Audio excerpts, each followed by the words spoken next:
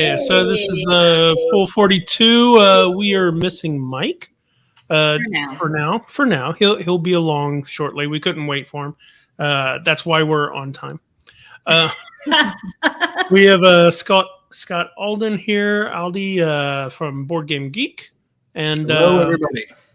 Hello. We're going to talk about our Good to be top here. 5 games for sale at Essen. Even though I don't think any of us are going this year, right? I'm not going to be going this year. Not personally, yeah. But we're going to do that. We're going to do 80s trivia. Going to put Scott through the lightning round. But before all that, let me put this up here so everybody. Intro. By the way, that intro was like so pro. Oh, thanks. Or did someone else do that? I try to change up what's in the talk clouds. I like the. That's a good idea. That's a good idea because then you can customize it. How are you feeling? But yeah, except now they can. Oh, good. The icons you guys have great. Yeah, they now there's an excuse. I mean, a problem is that I need to change it out all the time, and I feel bad every week when I don't change it out. Well, you put eggs in there every once in a while. You don't have to do it every week. Just we're not that demanding. Shook the entire house. Great. That intro, yeah. If you have your volume up, it's definitely it. I turned my volume down. I was like, ooh, yeah, that's loud. It packs a punch. So we're going to talk about the Essen and stuff like that. But before that, let's talk about Board Game Geek a little bit. What's that? Yes. Yeah. We use it pretty much every week, right? I mean, especially whenever we do top 5 stuff, just because I like to show and we'll do it today too. I like to show the images and stuff that are uploaded on there and all. But the crazy thing is that Board Game Geek is so huge that there's whole sections of it that I've never touched, and I've been on it for decades, right? Rabbit hole, man. If you get into it, yeah. Absolutely. What are some of the things that you think people don't even know exist on that site? Well, your collection, I think, is one of them. That's a little tricky to find, right? I mean, I guess once you start adding things to your collection and looking at your collection and sorting it and all the filtering and stuff, that's one of the things I sort of hidden. Yeah, I did that for a little while, and you definitely have to be to keep up on it. Otherwise, you start to fall behind. And you're like, oh, I gotta enter all those games. Now we have an app, though. By the way, only on Apple though. It's coming. The Android version is coming. Okay. Oh, cool. And it's the guy who developed Irko. He developed and wrote Board Game Stats. If you record your plays at all, yes. Do you record your plays? Yeah. I did that all last year. That leverages the Board Game Geek data, and then your own. He can track all that stuff. Hey, thanks, Shannon. Nice. Yeah. So play tracking is another. Play tracking is probably better on Board Game Stats. If I'm being honest, he did an amazing job with that app. I don't know if you both do you use it by chance? I did before, yeah. And at some point, it unsynced my collection. Oh no! I don't know what happened. Oh no! Oh, you mean it on BGG? I don't know, but my collection was synced with the app, and then at some point it unsynced itself, and then it was showing I didn't have a collection. So I'm not gonna lie, that's when I stopped using it. That's like I was like, I don't know what happened, but again, I'm not on the Apple, so it could be why. Maybe I don't know. Oh, you're on the Android version. Yeah. No, but that's a good app. What's another thing? We shut down and restart our marketplace. That's another thing where you can sell and buy games. That's a new. Well, I shouldn't say new. It's been around for, I think, the early 2000s. I can tell you exactly when it started. When I got married, I sold my collection to pay for the wedding. Oh, that would be in 2003 is when I started selling. So around 2003 is when the marketplace started. Wow. Now, I've since bought all those games back, by the way. This was a temporary change of cardboard to currency, and now the currency has gone into cardboard again. Yeah. Sure. You probably got to call all the ones you didn't want and got just the good I was ones. selling everything because, it's funny because I look back and say, oh man, I only sold that for $50. It's the stuff from 2002, right? Like that stuff's gone. Yeah, that's the thing is gone. Yeah, stuff. Hey, Stuff- Brett. Stuff went out of print. Yeah. So yeah, I Jack's think my rarest game I had was called Kedem. Do you know Kedem by chance? No. A handmade game, like it's manufactured, but like put together by hand and print. Not hand drawn or nothing hand printed, but it was one of the early Richard Breese games. Okay. Richard Breese.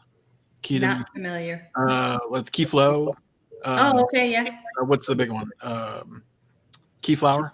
Keyflower Yeah. is amazing, right? If you know Keyflower, you should. Yeah. Yeah. So that guy, he did a game called Kedem. I think it was his second. Gotcha. There's a new key one out, something with dragons or something like that. What is that one? Key Dragon? Not Key Dragon. Hey, Mike Chappell. Hey, Michael. There's the Juno back there. Okay. That's a keyboard, by the way. The Judo. Oh, your keyboard. The new Juno from I don't even know 80s keyboards at all, but Juno is this is not an original 80s keyboard, but it's a remaking of or reimagining of a Juno. Gotcha. Digital, not analog, because those things are hard to. But You play a lot of music? I bang on the keys and I hear sound. I don't know if I would call it music. Well, I could do that.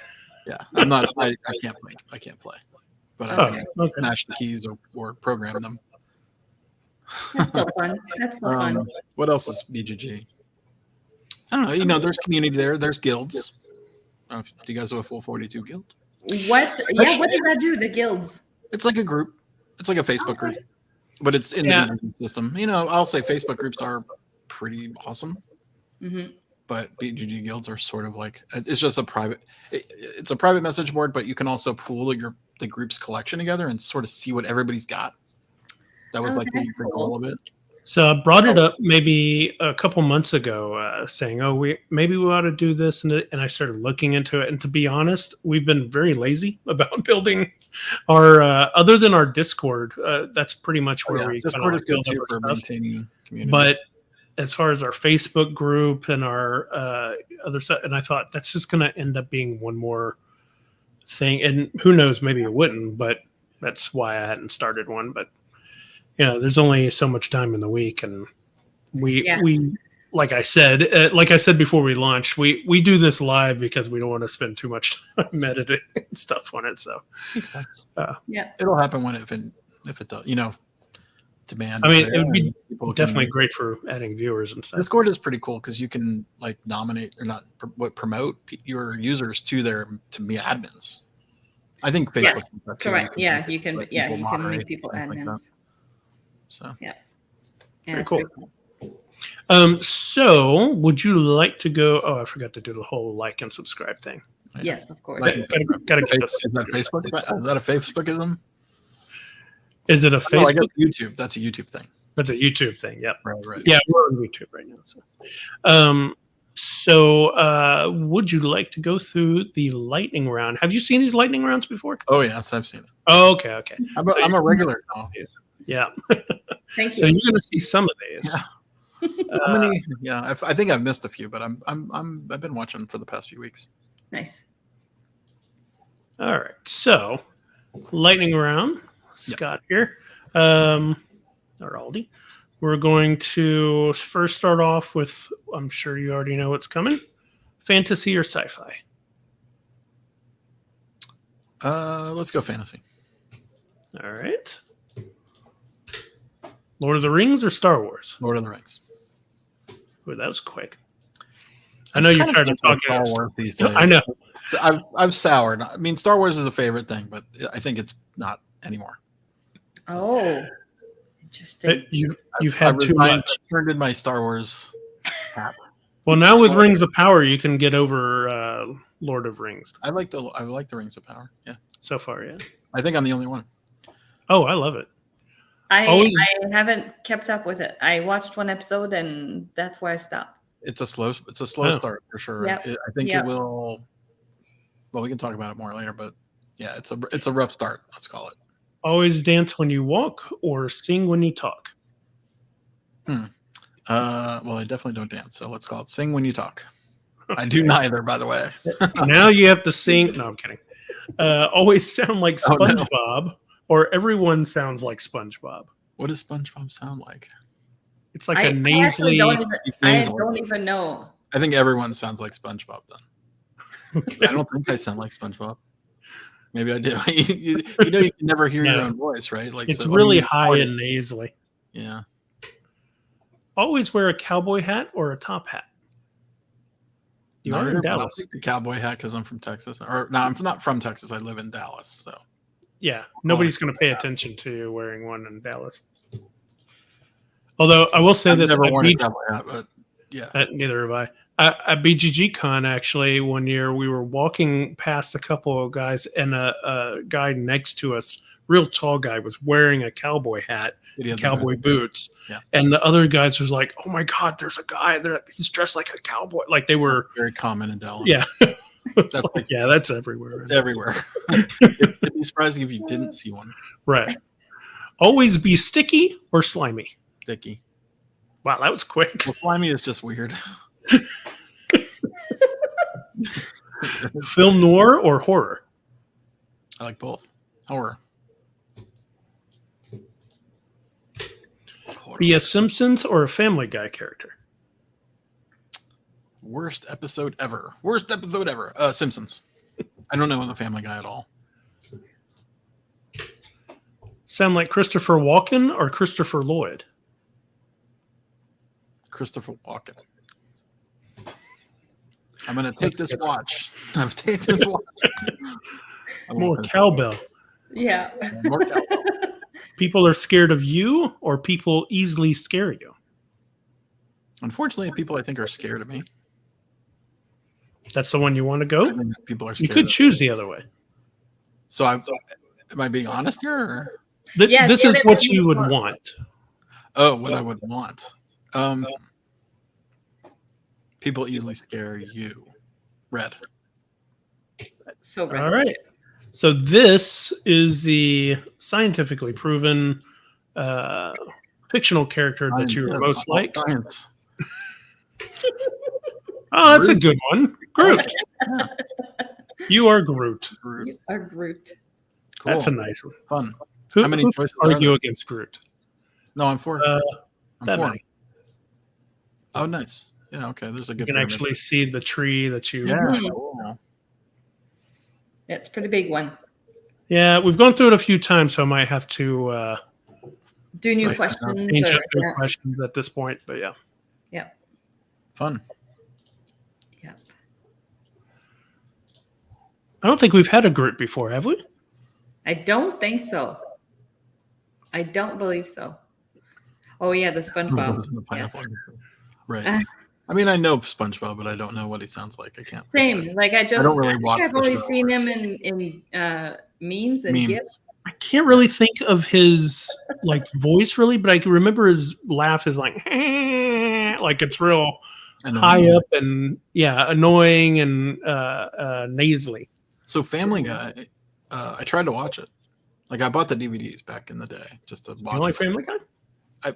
I turn it on and the frequency of what's the guy's name that does it? Seth MacFarlane? Yeah. Something is super irritating to my ears in the frequency that I just had to immediately turn it off.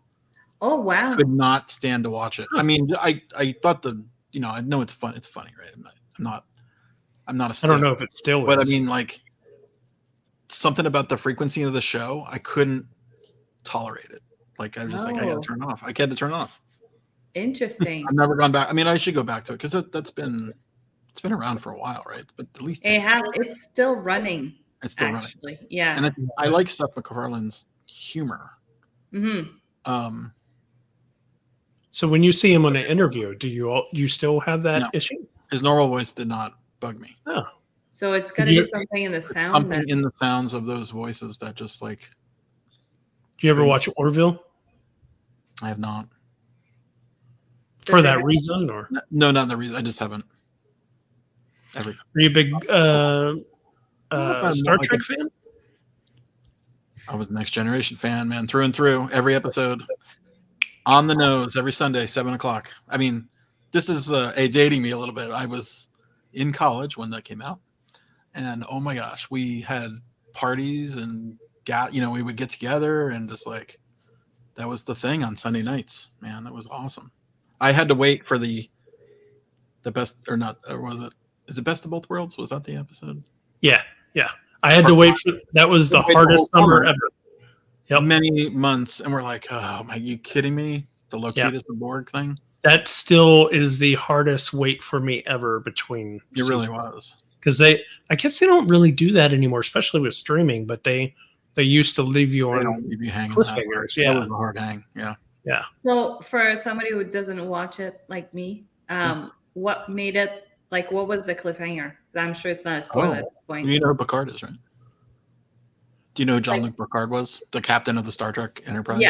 Yes. He was turned into a Borg. Okay. He was captured and like literally transformed. He was like a rope. He was a Borg. Okay. And taken that's over. How it ended? That's how it. And that was like the last scene where he comes on screen. Well, even worse. Like, he's totally his.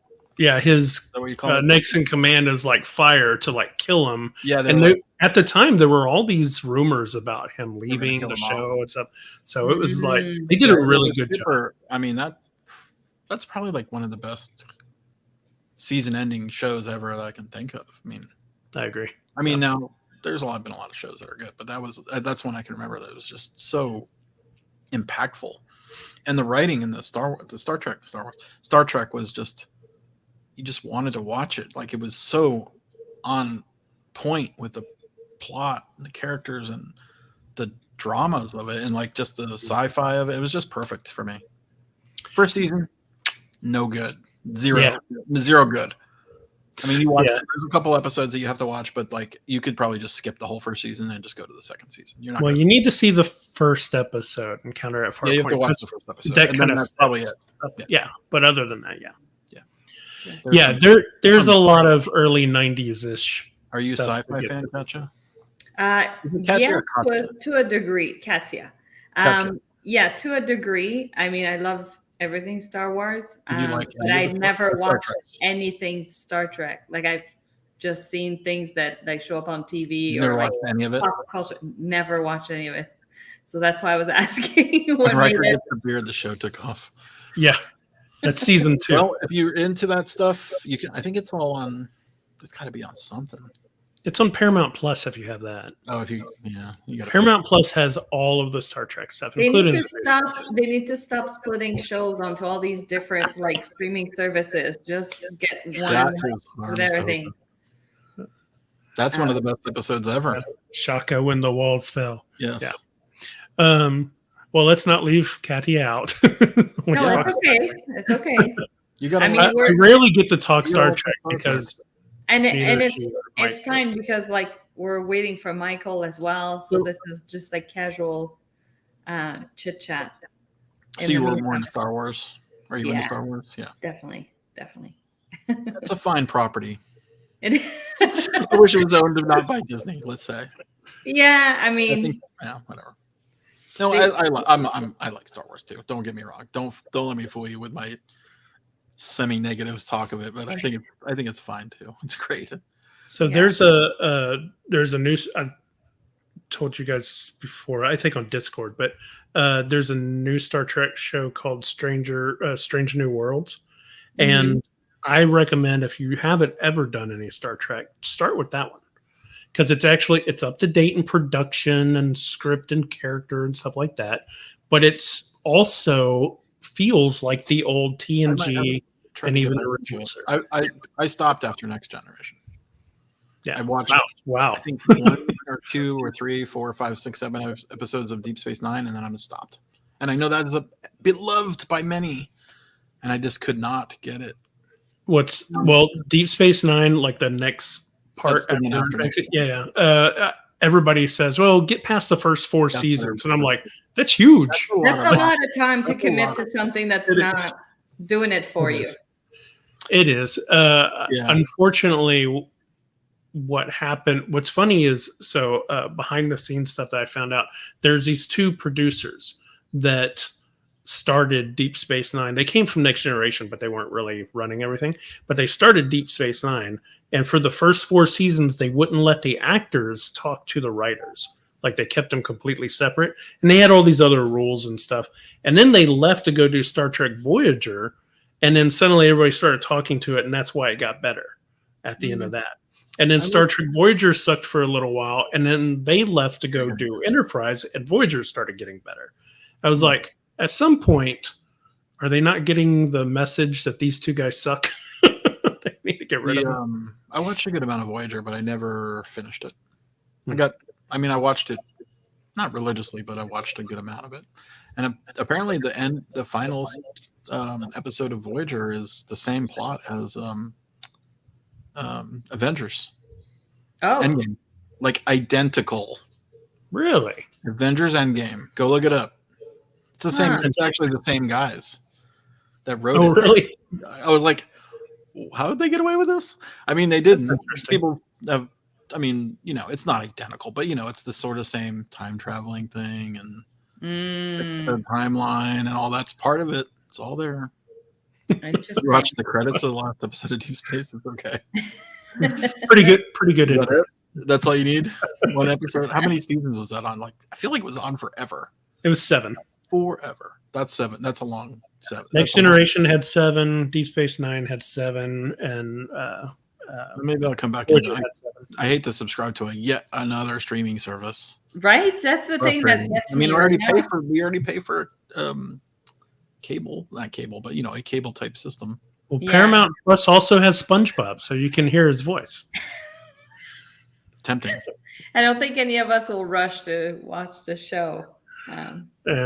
If you're a Star Trek fan, you have Paramount Plus because it's got everything on it. Yeah. They also have a new cartoon series that's a comedy that happens in Star Trek. Lower Decks, right? Yeah, that's actually really good.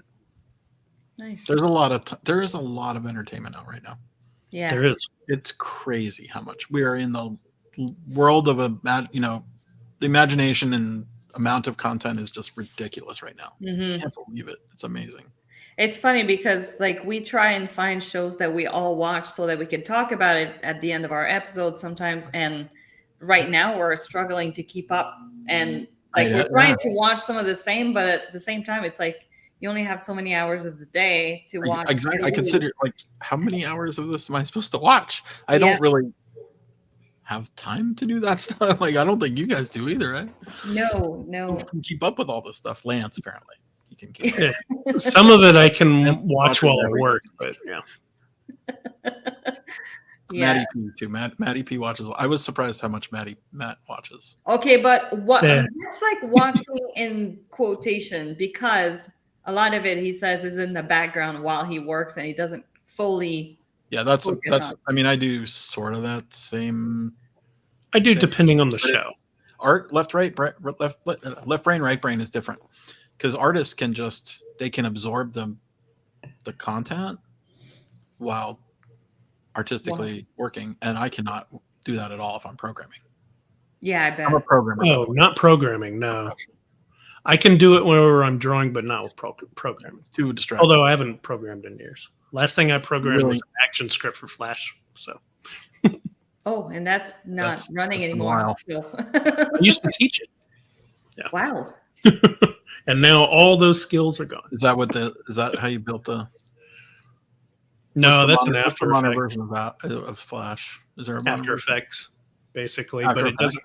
Yeah, After Effects or HTML5 took over for the action scripting for that stuff, I think. But I didn't follow after that. I was like, you know what? I spent 10 years learning Flash, and now it's gone. I'm going to stop this. I'm just going to make board games. The keyframing and all that stuff. I've done a few scripts in my day. I don't think it's even around anymore. No. It's been removed from the internet. Because it was such a security problem. Yeah, there was actually a version that I think it was version 4 that I can make it that if you visited a website, it would upload stuff to your computer. It was crazy how poorly. Without you even. Yeah. Oh wow.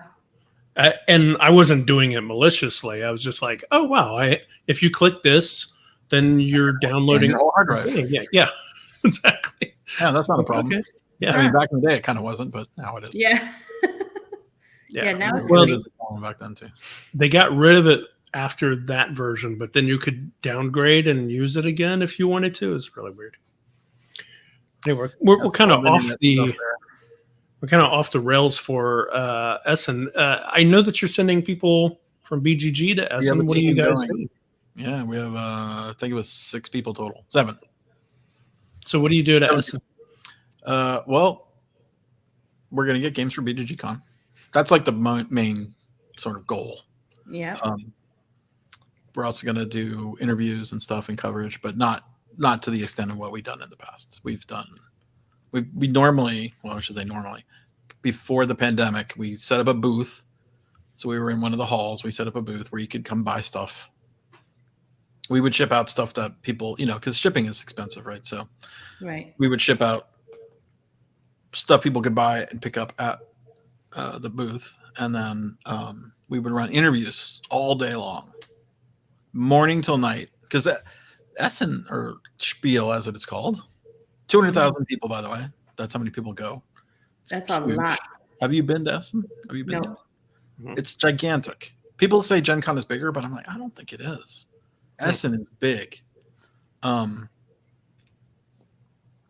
It's like 10 football fields big. That like all those. It's like 10 convention centers. Oh, crap! Yeah, that is. Yeah, it's not small at all. It's tiny. It's gigantic comparatively to Essen or to Gen Con. So we would set a booth and we would just run it day, and and it would start at, I think we started at 8 a.m. No, maybe 9 a.m. We would get there at 8 to vacuum, by the way, because we had a vacuum cleaner. Because your floor gets dirty. We had a carpet. We shelled out the big bucks for the carpet. And we would get our streaming going. We'd start at like 9 a.m., which, by the way, 7 hours ahead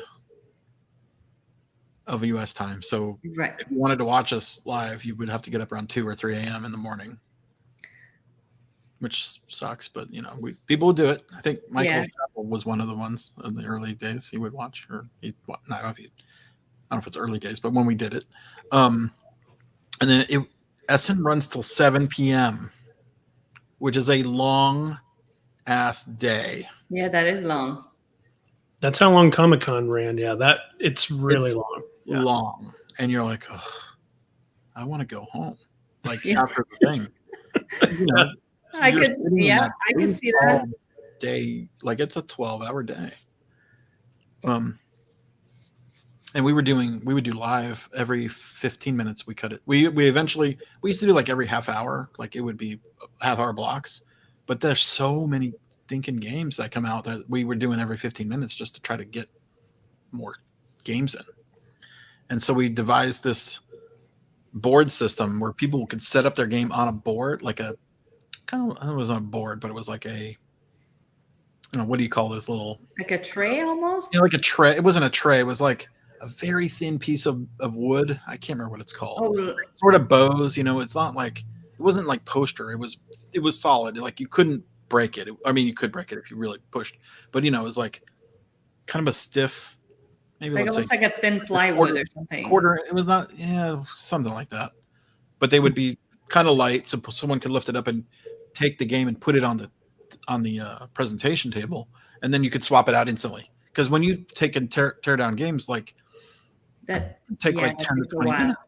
I don't know what that. Underlayment. It's kind of laminate, not laminate. Foam core, not foam core, but wood. Imagine the wood version of a foam core board. Yeah. Hi, Andrew. Something that had more. Hey, Andrew. Solidness to it.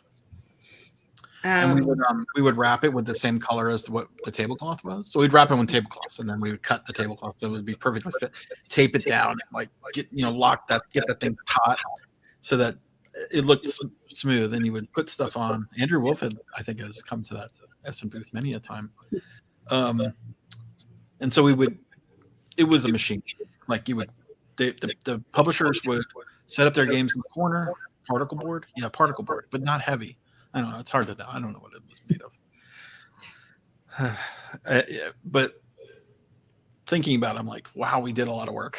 We would just set the games up, slide them in. Then you would have a host just sitting there on camera, like revolving door. Like we would put them in, put them out. And then, of course, they would be mic'd, and then we would start, and they'd get their 10 minutes, and then you have 5 minutes to switch between. So it was like, imagine doing that about all day, 25 times a day, and God. more, sometimes more, because you're doing them. If it was a 2-minute game, they're done, gone. Next one. It was just in and out all over the place. First time. First time. Have fun, Andrew. Andrew's been to our. He knows the process. He was on many a presentation of BGG at probably Gen Con. Or you do it at Gamma too, don't you? We did Gamma when we were doing live streams. We were doing Gamma, Origins, Gen Con, Essen. Is there another convention there? I feel like there's something else. Oh, we did Cannes in France, FIJ. Okay. Yep.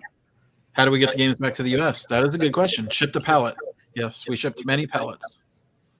Many? We had a team. This is crazy how much stuff we did. Yeah, several pallets. We would pack them into boxes under a limit, like a certain size of a box, so it wasn't just crazy heavy. Yeah, it was the same as what we had at Gen Con, the board staging system. That's what it was. Yeah, that's correct. We had part of the team that all they did was punch games. So they would go in the back room. We had a spreadsheet, check off everything. We eventually stopped punching because punching took so much time. We just let's just put it in the box. We're trying to save money on weight. Yeah. Do we need packers and volunteers?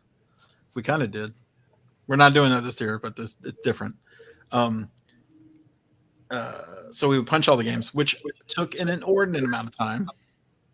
We had like 3 or 4 full-time people in the back just punching games all day. Unshrink wrap, punch the games, throw out any extra stuff that we didn't need just to get the weight down. Put it in a box. Write down all the numbers. You have to. Everything has to be to the T for customs. And cross the I's and dot the T's, or vice versa. Strike that, reverse it. Backwards. And then we would box it up and build the pallet. We built the pallet in the booth. We had enough room in our booth to build, or not in the booth, in the back room of the booth. We had just this ginormous, ridiculously huge booth, which had a whole section of wall behind. So it was like half of a room, like that, because you can buy walls in it. The cool thing about Essen, you can customize your booth. They have, I think, it had like 150-page like a pamphlet to put an order in for your booth.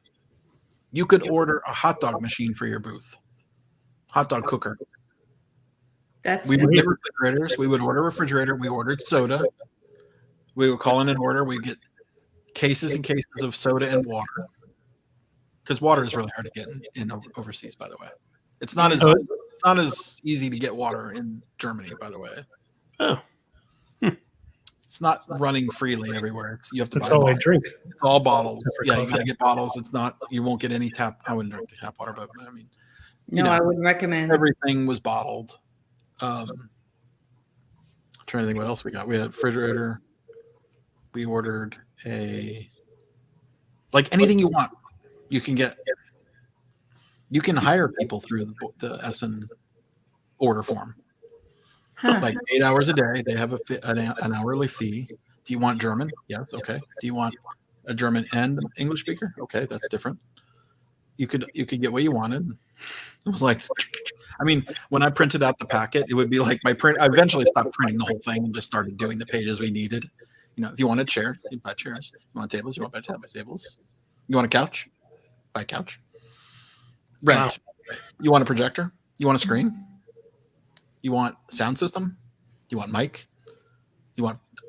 It's so different than Gen Con. Gen Con, I feel like it's so frustrating to get anything done compared to Essen. It's just like a dream. So like Gen Con, if you want, let's say you want a couch, and they don't normally have that, you have to just bring that in yourself. Yeah, right? You would just go to IKEA and buy one ahead of time because the pricing were crazy. Now the prices were not cheap, but they weren't like ridiculous. eventually we would hire. I would rent high chairs because we had these tables that were like higher, and so people would sit at the tables to not be on their feet all day. You want a high chair? Okay, you get a high chair. That makes sense. You can do stanchions. It was so great. You can do rug. You can get the color. What do you want? How much padding do you want on that rug? How much do you want to pay? Do you want to pay $5 a square foot? Do you want to pay $10? Like the price was. What color do you want? Do you want multiple colors? It almost sounds like planning a wedding. It's 100%. Wow. It's so good. It's like one of the best things I've ever. Look who showed up. What I miss? I heard there's a show tonight. I tried signing in on the ride, but that was no good. So, Scott, how are you? Sorry I'm late tonight. Hi, Michael. Nice to meet you. Nice to meet you. Been watching you guys for weeks now. I feel like I know you. All right. We were talking about Essen and what it is for BGG, or what it used to be like for them to set up their booth. Yeah, we would ship back pallets, which is a challenge in itself because we needed our pallets for BGG, which was usually 4 to 6 weeks later. Sometimes only 3 weeks later, which was crazy. That one year I was like sweating it. Now, airship pallets can be done, which is we had to airship everything. So, by the way, you can't just airship something on a whim. You can't be like, you have to get a reservation to airship a pallet. First lesson learned. You can't just show up with a pallet and be like, take it. Nope. You got to be on the plane. You got it on the plane. You got it. And then sort of like there's a priority like of shipping. Anyway, so we've gone away from that. That's over for now. We may come back to it. You never know. So how are you bringing them back this year? Shipping back boxes. We ship them in extreme. DHL has of course, expensive, ridiculous, but BGGCon is special, right? We need games. We got to have those games back in time for BGGCon. And when is BGGCon and where is it for those who don't know? That's in Dallas, and it is November 7th.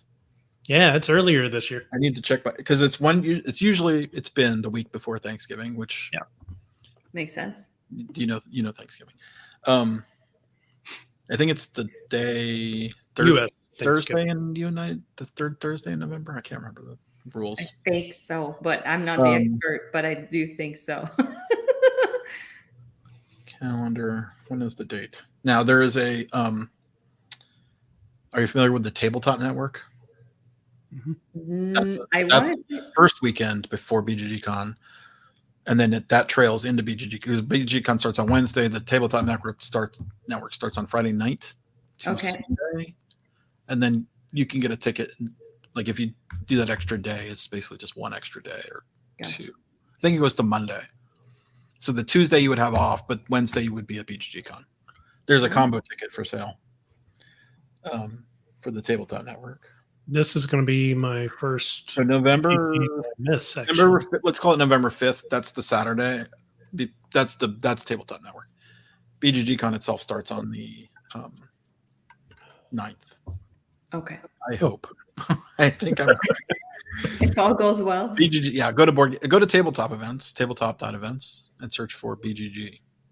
You'll get the ticket. We still have tickets. Up until recently, there was rooms available. Christian, I think we talked about it. Then you were. I went searching and I couldn't.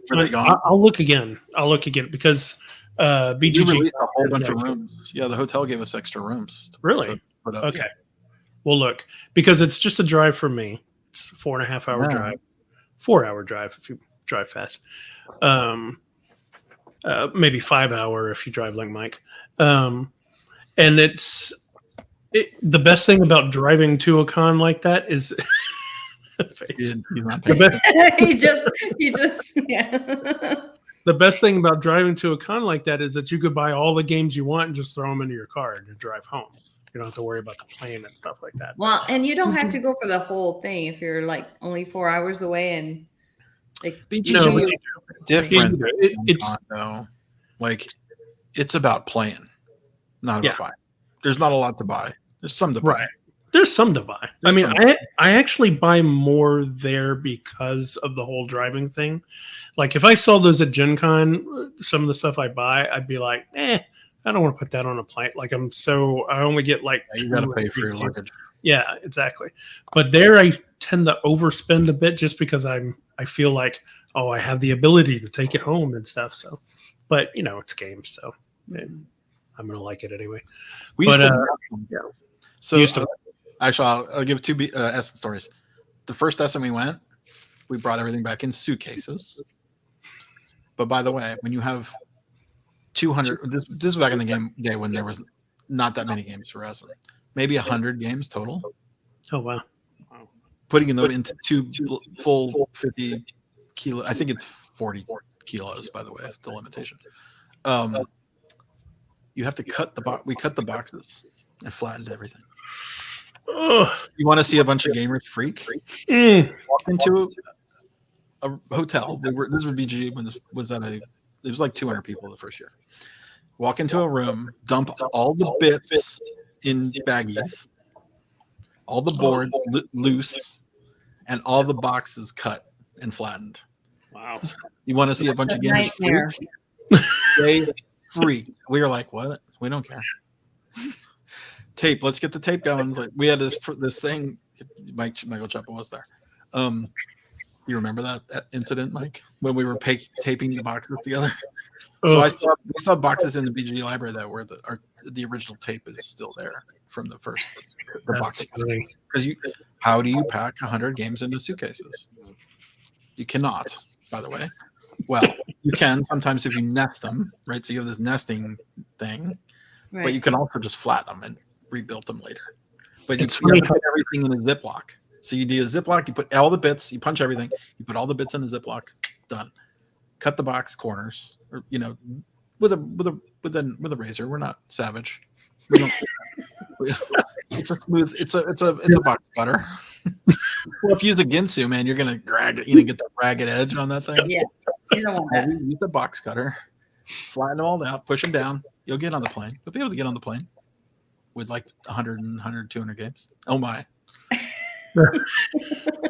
Believe me, we brought it into the show.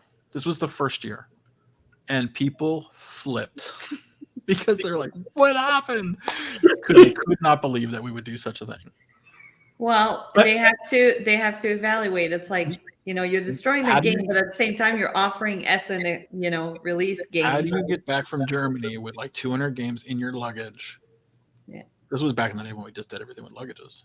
We did luggage hauls for years till we got serious and started shipping pallets. Yeah, that would be a lot. Yeah. That I am not a person that normally has anxiety, but when you start talking about that, I feel it. I'm like, I don't like it. I don't like it. I feel like almost like I'm doing it to antagonize you because I know it bothers you, but like I feel zero. I mean, it shouldn't. They're not even my games, right? But now these go into the BG library. They get used for many years. So I think it's different because I have the convention and I'm a collector as well. And there's some things I would never put in the library because they'll get damaged. But if they're going to be in a library and I don't know what your cycle is to like, if they don't get checked out in 10 years, you sell them. But after they're going to get dropped off the thing, they're going to get all over the place. So I guess you get a lot of wear and tear. The Board Game Geek library gets a ton of wear and tear. We pull things out. We pull about 1,000 games out a year. Wow. So how big is the library then? I think we're closing in on 8. Or I think we're like 8, between 8,000 and 9,000. Oh. If you go look, it's actually not up to date. It's on the Tabletop Events website. Wow. But it's great at the con when you walk in there. There's so many games in storage. So it's a process because we only have so much space. 1,000 games or so get put into a flea market that we sell in the spring. So if you come to BGG Spring, you will be able to buy the old BGG library games for $10 each. We don't care what it is. Every single game we sell is $10. That's cool. So you rotate out 1,000 games every year? More or less, yeah. Wow, that's fun. Well, this prior pandemic. There's not that many games come out, right. But I feel this year will probably Essen has like 1,100 games on the list. It's crazy. That's crazy. It was a big list we went through. A big list. I mean, that's actually not as big as it's been in the past. Like I think 2019 was like the biggest list ever. Well, there's a lot of games on that list that have come out and just hitting like true, and they're only language. So. Eric Martin, the news guy at BGG, he just did a video today talking about he over added to that list because of the pandemic. A lot of those games had not been released in Germany yet. Mm. So if you are a up-to-date gamer, like if you know everything that came out to Gen Con, there will be some titles on that Essen list that are not new to you. Right. You have seen them before. Right. And sometimes they might even be like back to December of last year. Might be on there. Okay. So it's maybe a little over. Now, the Spiel people released their total. They said they had 1,600 titles new. 16. They call it novelties, by the way. 1,600 novelties this year at Essen. Wow. Novelties. Weird. All right. So speaking of list in Essen, we can actually talk about our top 5 games to buy. This was a hard list. This was the list is hard. Yeah, for sure. I've looked a few times now, and it's not easy. So for this list, I went to BGG. I did the filters, for sale. I actually did English titles only because, it's what only ones I could read. Oh, that's true. Yeah, you can filter on. Yeah. That. The filters were great. So it only knocked it down to maybe 800 games. 800. So only, yeah. And I tried not to judge books by cover too. I did. Mm-hmm. It took me several hours because I would at least several hours. There were a few that I were like, okay, 15 minutes. I know that's not going to be my top 15-minute gameplay. Oh, okay, quick pass. Yeah. So there's some things that I went past, but yeah, I spent a couple hours, and mostly just because I wanted to really deep dive into it anyway. And I even watched some videos on some of this. So. But you did the actual homework. I did the homework, which is not normal. Normally, I put these top 5 together in like 10 minutes before the show because I forgot. But I was interested this time enough to jump in there. So, who wants to start? Katia, you want to start? You hadn't started. Sure. I'm going to. I'm debating between these two. Hold on. Okay. I'm going to start with the game, and it might already. No, it's not out yet. It says Q1 2023. Why was it on the list then? That's the. I just saw that. Q1 2020. Yeah, you might as well go for it. Okay, I'm gonna just share. It might be there. It's by Cranio Creations. The game is called My Shelfie, and I saw that. Yeah, that looked cool. Yeah, it's a Phil Walker Harding game, and it reminds me of Connect 4, just because it is vertical. So you actually have your shelf in front of you, and you're dropping things in. Like, how cool is that? Wait, are the pieces like games or stuff? Yeah, I think there are books, games, and other things that you're going to draft, and whatever you draft, you have to drop the whole thing. Kitten. Apparently, you can put a. But yeah, I don't know. I think it looks really cute and really fun. The fact that you're actually staring at your bookshelf, like, I don't know. I thought that was really cool. It's weird that games aren't in their books, right? And trophies and stuff. It does say games in there as well. So up here, yeah. It did in the description. So there should be. They could probably do a promo. Oh, sure. Right, to make it all just games, especially for us. Different kinds of games. Oh, there's some games. There you go. Yeah. There you go. Yeah, I can even tell. Space. Those Kalak shells would not be happy. There would be empty space all over the place there. Yeah. There's a bang. That's Bang the Bullet, right? That bullet. Yeah, and I think the one behind it might be Robo Rally. I know it has those. The stripes, yeah. I don't remember it being that thick. Can you enlarge that? And does it have another level of enlargement? Oh, yeah. Oh, yeah. Wow. Picture. Definitely does. Wow. Thanks for scaling this down. Wow. Just taking up some of your server space. What that is. I mean, that's obviously Mysterium? bad. Yeah, I think Robo Rally's too thin for that. Yeah, Looks like Robo Rally was not- Mysterium. What'd you say, Mike? Yeah, the blue one is probably Mysterium. Yeah, it looks like Mysterium. What's yeah, the other the tile? American version, yeah. What's the other tile that's beside it? What's on That's that the one? American version, Mysterium. That's what's the city building one? Oh, that's Barrage. This that one is Barrage. definitely. Oh, yeah. I think that's Cranio, isn't it? Isn't that Cranio? Cranio. I think This one? It's possible. Isn't Barrage Cranio? I can't remember. Yeah, I can't remember who the publisher is for that one, but yeah. That looks like the Barrage Tub box to me. What's the blue one? What's the one I'm thinking of? It has a hexagon. It's got Suburbia, maybe. Oh, maybe. Could be Suburbia, but Yeah. Yeah, I think Bai got the other one. I think that's Zombicide. Wasn't even thinking. Oh, I think- you're saying this one might be yeah, Zombie? that's totally Zombicide. I can see that. Makes sense. Now I want the game just. Yeah, to now I want it see more. it Oh, in this there. one's all fuzzy. Yeah, we want the real game. I'll tell you right now, that blurry one is Sagrada. Oh yeah, Think so? it's got the yeah, that's got Oh. the color. Oh, the Yeah. bottom one. Yep. Good eye. Yeah. Yep. I can spot a Sagrada a mile away. It's funny because I'm pretty sure that's what it would look like if I just took out my contact lenses, because that's about how blurry my vision is. Gotcha. Yeah. But yeah, now I really want the game. Yeah, Q1 of 2023. I just noticed that, so maybe it won't be there. You never know. It might be there. Yeah. But Sometimes they release pre-run at Essen. yeah. Even though the official release date would be later. You might be able, because they might airship him in to sell Right. at the show. We're doing that at PAX. We're getting some in early to sell, but it's not like it's going to be a soft release or an early release, so it could be same. Yeah, thing. I think you're right. I think that was the Duet code names, the green one. Oh. Good call. But yeah. So that is my number 5. So this is a perfect example of how I lied about not judging a book by its cover, because I saw the Shelfie game as I was going through there, and I was like, and passed it by. And now looking at this, I was like, oh my god, I would love this game. Is it called Shelfie? My Shelfie? My Oh, it's Shelfie. My Shelfie. Yeah, My Shelfie. My You have Shelfie. to take a picture of it after it's done.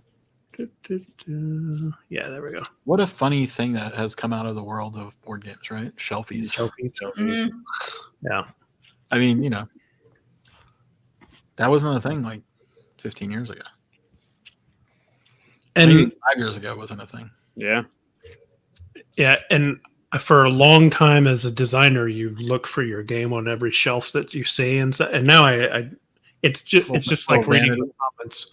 Yeah, it's just like reading comments on your own game. Like I don't read the comments on my game anymore. Yours is easy to spot though. You just look for the orange, the most orange thing on the shelf. Yeah. Giant orange thing. For orange. I am surprised more people have not made orange box games. Well, don't let them do it now, because then it'll all blend Yeah, together. that's all right. Yeah.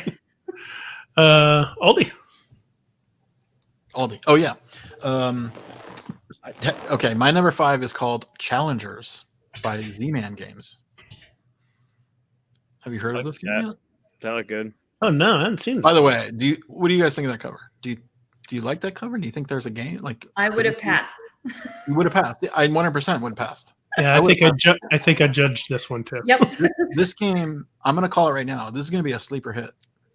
Oh, Really? I guarantee you. Well, I'm going to go out and I'll say guarantee. I don't know for sure, but from what I've seen and what I've observed, this game will be great. It is great, in my opinion. I've seen it played. It is also, here's another description. Do you like war? Where you flip the cards over? That's another mechanic of the game. War. Capture the flag. So it's a capture the flag deck builder.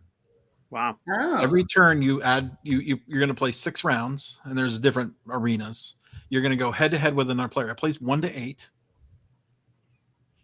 If you have an odd number of players, you can throw in a robot. There's a bot player, because basically a war game, in war you just flip your cards over and they resolve. Right? It's a bit of an auto battler. Do you know like auto chess or auto battle or those those video games where you just build a team and then you let it run. Oh, okay. That's what this game does. Is that box upside down? Yep. No, it's right side up, Steven. No. So everybody starts with the same deck. You customize your deck. You draw. You add 2 cards each turn. You build a team. There's some team members there. You got a champion and a dog and talent. That's your starting deck, actually. It's a round robin battle. You do, I think, 7 rounds. Everybody who wins of the round wins a trophy.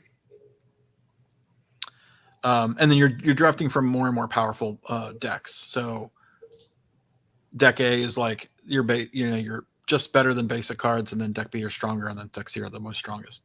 And then you challenge each other. You go head to head. You flip over a card. Okay, does my 5 beat your 2? No. Well, yeah or yes. So your 2 gets knocked out. Now, when your card gets knocked out, it has to go on the bench. You only have 6 slots for your bench. Once you go over that, you bust. So if you have too many knockouts, like if you have a too variety of a deck and you have too many different characters, you can get benched. Or you run out of cards, you lose, or you can't beat the person's card who's there. So let's say you throw out a 2, I throw out a 5, and then you basically get knocked out. I'm the king of the hill. I got the flag. You have to beat my 5. You flip over a 1, you flip over a 1, you flip over a 3. You've matched my 5. You knocked my 5 out, but your 3 sits on top. So now I need to beat your 3. Does that make sense? Okay. Yeah. So then you have to, then like, let's say I throw out a 2 and then I throw out like a 6. Now I beat your 3 with a 6. You add together, but so you can overkill like on some things. So then like you might kill like a single 1 guy with like a way too powerful card. So you like kind of wasted it. And you're not presetting the deck. You shuffle and flip. Okay. And it's a 5-minute game. But you play 7 rounds. Okay. Now, top 2 people with fans. It's called getting fans, by the way. You flip those trophies over, they have fans on the back. You reveal who the top 2 fans are, and then that's a head-to-head for the final match. So even if you lose, or you're in second, you have to be in second place. But this first place player might have like 1 million to your just a couple of fans. If you're in second place, you have to fight the champ. So it comes to it's got a climax. It's got like a giant, like cool, okay, head to head. Even if you're playing 8 players, you have this battle royale, and then the top 2 fight each other, and then whoever wins the game. Challengers.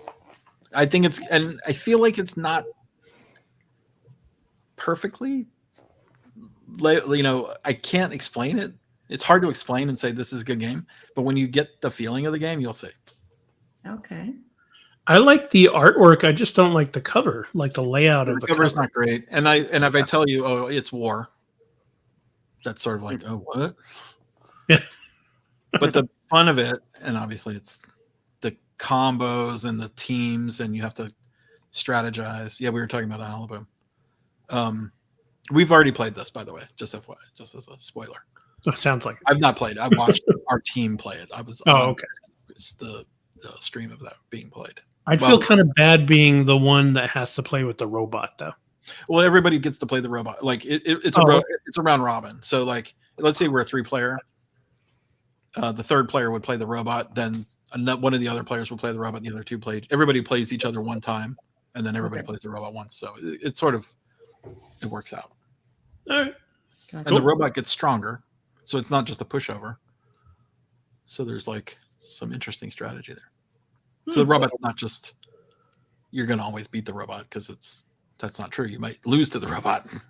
The robot learns. The robot levels up. Let's say with the level. As you get stronger, so does the robot. And they have like some cards that you swap out with the robot, so it can be different every time. Anyway, it's a clever game. Hopefully does well, because I feel like it might not with that cover and the description. Now, I think you underestimate our viewership and how many people of our viewers might go to Essen and buy it based on your recommendation. Well, it is a Z-Man game, so that's, they will probably push it out as big as they can, because that's Essen, by the way. Yeah. All right, so my number 5 is based solely on the publisher, really. because I don't know much about it. Mm. But it's the next move game. They're a 4-letter game, and I like all of the games that they make so far. Some more than others, obviously, but I always want to try each one. I couldn't find any videos or anything like that I could really watch and stuff. But it's going to be the same, at least from what I could tell. It's going to be the same kind of picking and choosing abstract game that really has nothing to do with shells and beaches and stuff, right? just like Azul and things like that. And I like games like that. So there was times where this kept coming off of my list because I would put other ones on, and then I would just keep coming back to it. So what was that, Scott? That's good. Are those blankets? And towels. Yeah, it looks like little towels that they lay on or something. Yeah. Which is weird. And they're seashells. Yep. Yeah, when I looked it up, it said something about like you're trying to arrange the towels in like this nice pattern, but again, it's like how thematic is it? I think it's just they chose something that's visually eye-catching. Who's the designer? Anybody we know? Let me see. If only I knew how to work this. Chris Quillams? That's the artist. Chris Quillams, yeah. I know him. I don't know. Frank, you could just click one and it might Frank Critton. Yeah. Frank Critton. Yeah, I don't know. Yeah. Well, if you click on him, you'll get the other games they've made. Oh, I know Sebastian Pochon. Yeah. Linked games. Well, that's all of the games that they're linked together. Yeah. So. But the third designer, it's 3 designers. It's Sebastian Pochon who did I had it and I drew a blank. What's his big name? Jaipur? Jaipur. Yeah. Oh, and Metropolis. Metropolis is like one of the first games I ever bought for my collection. Jamaica? Oh, okay. Designer. I think is great. And he did an unlock. He did an unlock. Oh, that's pretty cool. Unlock, right? Mystery Adventures. He was part of the original because he he might have done more. He watched us play it once, and I remember him grinning, like thinking, because he didn't want to say anything because he didn't want to spoil it, but you could see the smile on his face. Like, I guess he did Corto. That's what Corto. Yeah, Corto's a weird. Kidding. I don't know Corto. I wanted to know Ispahan. That's another great game. Yeah, Corto's a weird game that I don't even know how I got it or why, other than the artwork kind of drew me to it. But it's based off of some kind of French comic or something that I was not familiar with. But the game itself was pretty good. I haven't played it in a long time though, so I couldn't really describe it to you very well. But I do remember enjoying it. Anyway, that kind of went off in the weeds. So, Maui. Cool, Maui. Mike? I got my shelfie taken away from me. Really? You both out of 1,111 games, you picked the same game. They're going to have some. Yeah, you're on the wavelength. What's funny is that's not even one of the ones I thought we would have overlap. So I'm curious to see what else you have. Because Walker Harding and Matthew Dunstan. I mean, they're trustworthy designers, so that's what did it for me. So I have to cross that one off my list. You have a backup, though, don't you? I went with 9 because I thought there'd be some overlap with the 4 of us. So wow. But just really, I have a list, and then there's extra that'll fill in. So yeah, cool. Terra Nova. Yeah, that's the. We're saying it's a streamlined. Terra Mystica for lightened up, right? Yeah. And as hard as Terra Mystica is to really wrap your head around for new players, kind of like Terraforming Mars, I played the Ares expansion, and it makes it a little more approachable for people that haven't necessarily played it or are that deep. If this has that same feeling that Terra Mystica has with the taking things off your board and the rewarding features, it should be fun. Yeah, it looks like Terra Mystica still. Yeah, just less. Yeah, maybe like a little bit less. Does it have the shovels? It does have the shovels. Yep. Well, it's got some Terra Mystica. Yep. It's got a lot of Terra Mystica that I can see. I wonder what it does. I love the boards. Any game that has the boards where you take a piece off it and put it out to give yourself some sort of reward, like Scythe, the way Scythe does with the workers that you put, like anything like that is just, I love it. So hopefully, I have high hopes for this one. But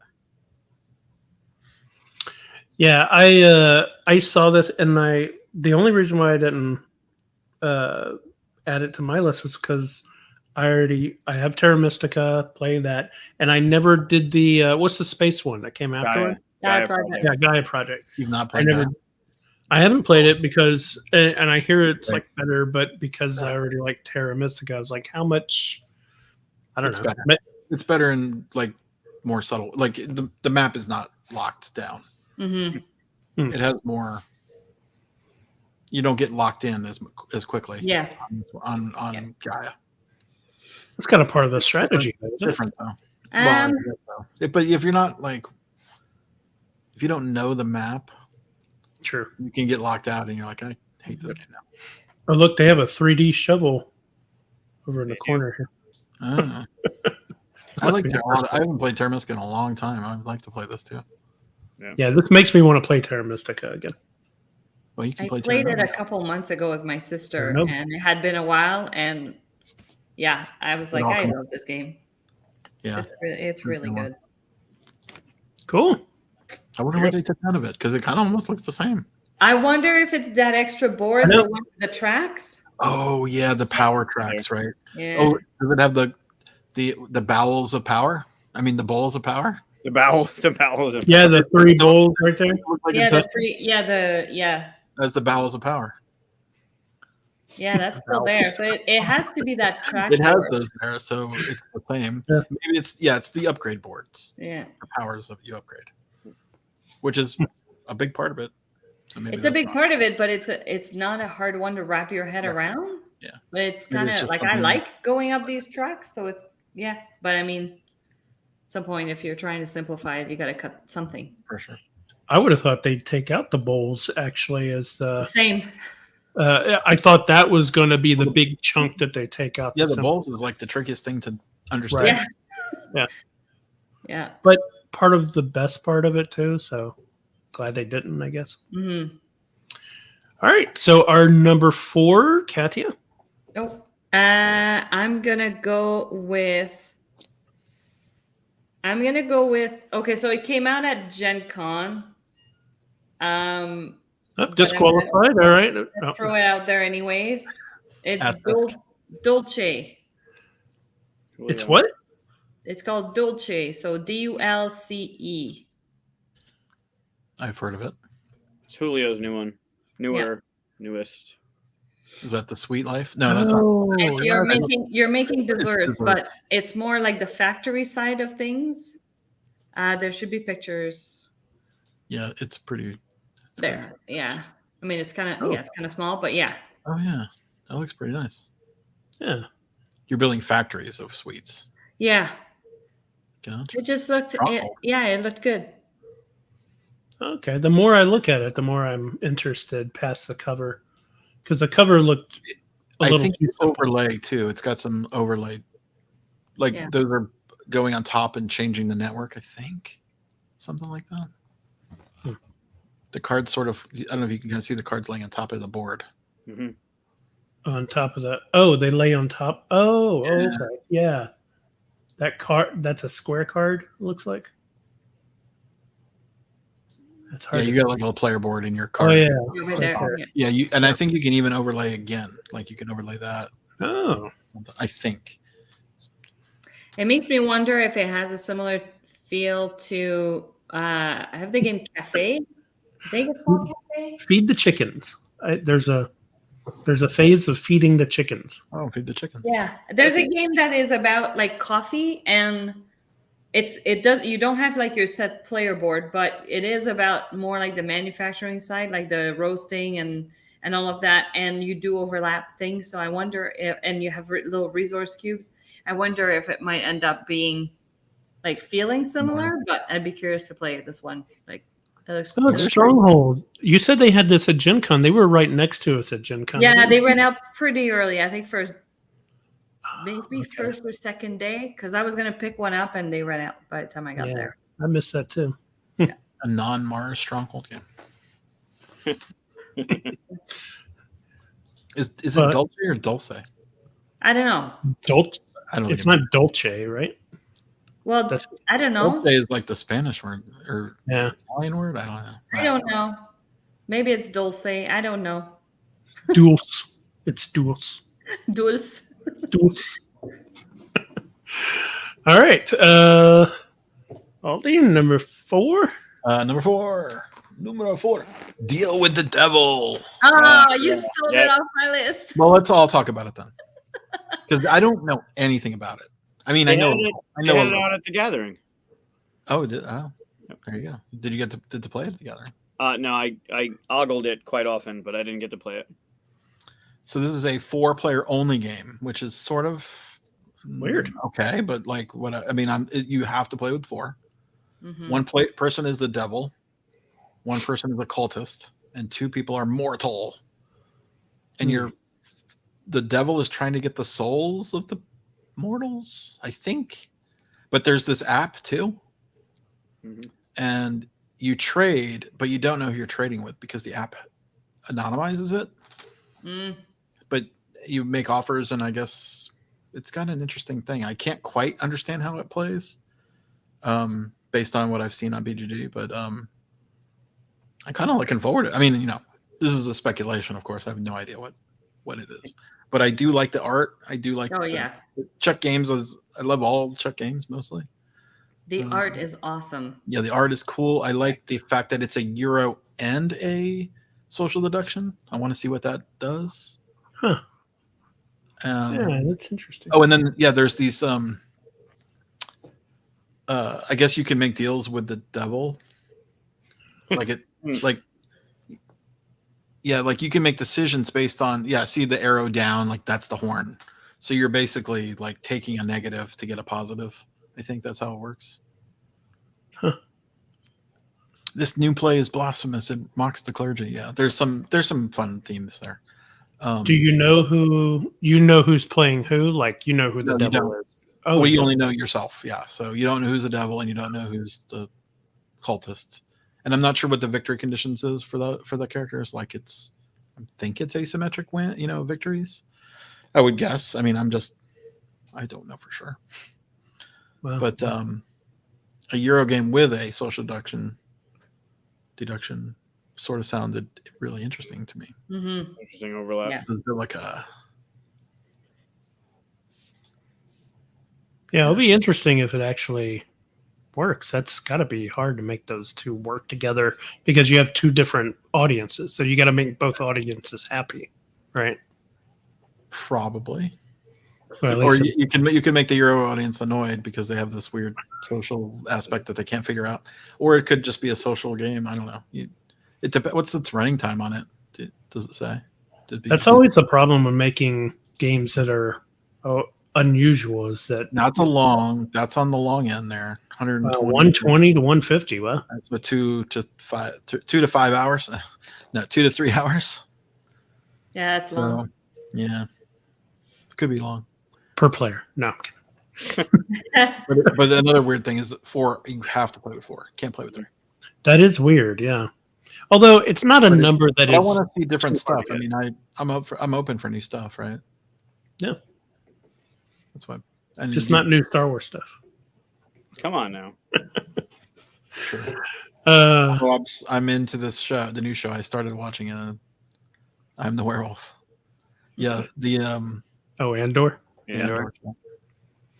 Okay, so I won't let us divert into that too much. Yep. So what are we on? Number 4? 4. My number 4. I'm next. Okay. Did I steal both of yours? What was that? Did I steal all 3 of yours? Did you all 3 have this on the list? That wasn't on mine. It wasn't on mine. It was on. All right. My number 4 is Batman Everybody Lies. It's already out. I like that REM song. Everybody Lies. It's a different song. Mike, did you have this one on there? No, this one's already out. I left it off. Oh, okay. Yeah, I mean, some of these I was looking at, I knew had already been out somewhat, but I figured I'll just go off the list anyway. Have you played it? If it's already I out? have Is not. it released? So, what was that? It's released. That's what Mike's saying. Yeah. Yeah, it's out. It was out. I thought it was out at Gen Con. Oh, it might have been. Oh, okay. Yeah. I didn't even see it at Gen Con. Being out at Gen Con and being released, because they might have only had like True. The small amount of to sell, and then Right. full distribution. So I'm a big fan of like Detective City of Angels and Watson and Holmes and things like that, solving crimes, right? Yeah. This game comes with, I think, 4 cases. One of them is like an intro case, so it's really like 3 cases. And you get to play, the not Batman, so the Vicky Vales or the Gordons and stuff like that. And there you go, or Catwoman, and you are trying to solve the cases basically. Yeah, those are the 4 cases. Play a different character, or do you all play together as a character? It's cooperative, and you're all trying. I think it's cooperative, and you're trying to all solve the case together, kind of thing. Okay. So I'm guessing that your character just gives you a certain ability or something like that. But I love cases and stuff like that, and the fact that like the last Batman movie came out was more the dark detective than anything else, which is what I've always wanted and stuff. So I love the idea. I love the whole detective part of Batman, and so I really want to like experience that in board game form. I wonder if it's narrated. There was so much reading in the original Detective that I was like, my jaw hurt. Yeah, what for? You're reading all those cards. Yeah. Oh, the original was it Detective? I can't remember. Yeah, this is based on the Detective game. It's on that system, right? Mm-hmm. Where you read the cards. Just a lot of reading, which is fine. But narrating is way easier. Just push a button. And I can get. Here's the thing: if I'm reading it, I can't get into it. Like, as I'm telling the story, and I'm reading it, I'm like, I wanted to sit back, close my eyes, and listen. That's more fun. Plus, when you read it, you have to do it in the Batman voice, so your throat's gonna hurt. Yeah, little Christian Bale, Batman. Please don't. All right. So anyway, yeah, that's my number 4. Yeah. Cool. Mike. Yeah, I'll stick with your Batman theme. I'm going to go to, I think it's Atiwa, Atiwa. That's a Batman game? No, what? It's an Uwe game, but it has Bat Meeples. Oh. This is unfortunately not going to come out at the show. Or is this, no, you know what? There's multiple Uwe games that are not, well, I don't know. It may or may not be out. Okay, well, it's on the list, so it counts. Okay. Yeah, but yeah, it's the next what looks like the bigger melt your brain kind of game that's coming out, but it's got Bat Meeples. So I was. What is happening here?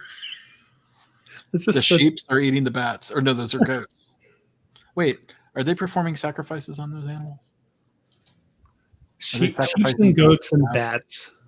Wait, there was another one, but it was blending in. What was that? It was something else. No, that's just like a tile, I think. A tree or something. Oh, it's a sheep. Oh, that one? A goat. Goats, sheeps, bats. Yeah. The typical thing. Oh, they got pumpkins too. Yeah. Is this another farming game? Do you know anything about it? Kind of bones as one of the other ones, but they're enjoyable at least once, and they have Bat Meeples. So that was. That's so weird. I'll always get behind fun meeples. Nice. Trying to read. There's some kind of little story here as to why there are bats. Can't quite make it out. They didn't put in it. Click it one more time. Does it? Oh no, it's already magnified. Yeah, they did not upload a full resolution. Yeah. Gigantic resolution image. You can kind of read it. I just don't want to hurt my eyes. I can't. It's okay. It's probably some kind of like historical explanation as to. Well, the lady was feeding the bat an orange. Yeah. Or a pumpkin or something. I don't know if it was an orange or pumpkin. Let's see. That farm is a. No, I'm kidding. I don't know German. Oh, wait, that's English. Oh, no. Oh, no, it is English. Yeah, there we go. I was not close at all. Huh. Fruit bats. Fruit bats are the cutest of the bats. They look like little dogs with wings. Just like that mayor in this game, you will develop a community near Ottawa Range, creating housing for now new families. I'm guessing bats. Oh, new families, and sharing your newly gained knowledge on the importance fruit bats have for the environment. Hmm. There you go. Acquire new land, manage your animals and resources, and make your community prosper. The player who best balances the needs of their town and the environment wins. Huh. I will say it's one way to make the farming thing just a little bit more interesting. Yeah. I like it. Yeah. I had not heard of this one, actually. There you go. Oh, okay. Yeah. Seriously. You gotta That's have adorable. A little head of the bat, but the ears of the bat are just poking out. All right. It's like a fat meeple too, man. Look at that meeple. Yep. That meeple's eating a lot of fruit. I mean, he's eating a lot of pumpkins. All right, Katia, you're number 3. Well, okay, so I have to replace the deal with the devil game with something else now. Oh man. So I'm gonna go with I'm gonna follow into the cute meeple or game pieces thing. Wonderwoods. God damn it! Really? There's like 1,000 games on this list. Let's buy Blue Orange. That's one of the we've had conversations of. I know. I posted it in the Discord in QSCon like a while ago. Mushroom. My wife will love that. You know, it's funny. I skipped this knowing one of you would pick this. Yeah, I was asking Jason if his store is gonna get it. The game is like super light. It's like a bluffing game, but I can't get over the components. Like I want that game.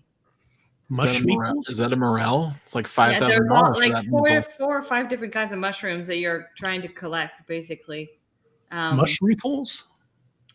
I don't know, but you get those little cute baskets too. Like oh my gosh, it's just too cute, and the art is beautiful, and yeah, that's all I know about the game. Like it's rated as a 1 in complexity, so it's not like a hard game. It's on the lighter side, but I need those mushrooms. A 1, that's less than Hungry Hippos. I know. That's why I don't believe that the Hungry Hippo is numbers are. Yeah. It's not a 1. It's a 0.1 maybe. But yeah. Who's the designer? Eli Thomas Wolf. Thomas Wolf. Yeah. JJ Thornton. Is it JJ? Or no, just Thomas Wolf. Can't quite read it. But yeah, that's Have they designed anything else? Let's see. Nope. Oh yes, they have 2 games. See all. Chance 8, also new. So new designer. New designer. Eli Thomas Wolf. All right, cool. Sorry, Michael. I can't believe you had both the same. I knew there'd be overlap. I mean, I knew there would be. All right, Ollie. What up to number 3? Yep. Number 3 is Beast. Beast. Did anybody else pick this? No, but I remember seeing it. So this is a 1 versus many game. Someone plays the Beast, and the hunters have to catch the Beast, trap the Beast, or catch him. I love 1 minute versus many games. Those are and hidden movement, right? So the Beast will try to evade. I assume they have powers. There seemed like there was a lot of powers in this game, which I love that stuff. Like I don't really love what Letters to Whitechapel because it's a bit vanilla. Mm-hmm. Like, there's no special abilities, right? It's just pure deduction. But I need powers. Oh, the art is beautiful. Yeah, and I was like, is this a video game? Right? It kind of has that video game look. Mm-hmm. Yeah, so I'm down for this. I think it's out. I'm not 100% sure. So I almost picked this one, but I remember I picked it. I think last year we did an Essen one, and I picked this, but it wasn't to buy at that point. I think it was just. Oh, it was only a preview. So this is just coming out. Yeah. Right. So I didn't put it on my list. Great. I mean, looks awesome. I played that Sniper Elite game. The board. Have you heard of the Sniper Elite board game, which is based on a video game? That game is amazing. So I want more hidden movement games. Nice. How are you on Not Alone? Have you played Not Alone? Not Alone. The video game? No. It's a one versus many. One's the alien on the planet. The humans crash. Oh yeah. Yes.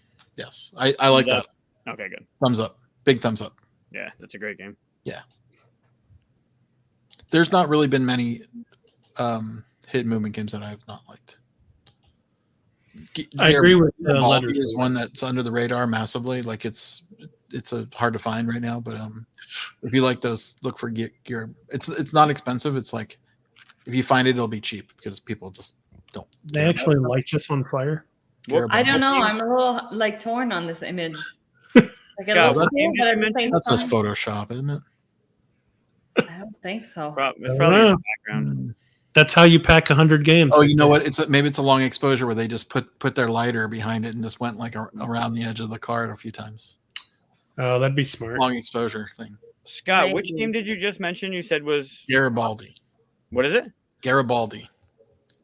Oh, I have that. Oh, do you know that game? Yeah, I think it's by the same people that did Hunt for the Ring. Hunt for the Ring is another hidden movement game, which is what are those? I said I liked Lord of the Rings, and I can't remember the name of those monsters.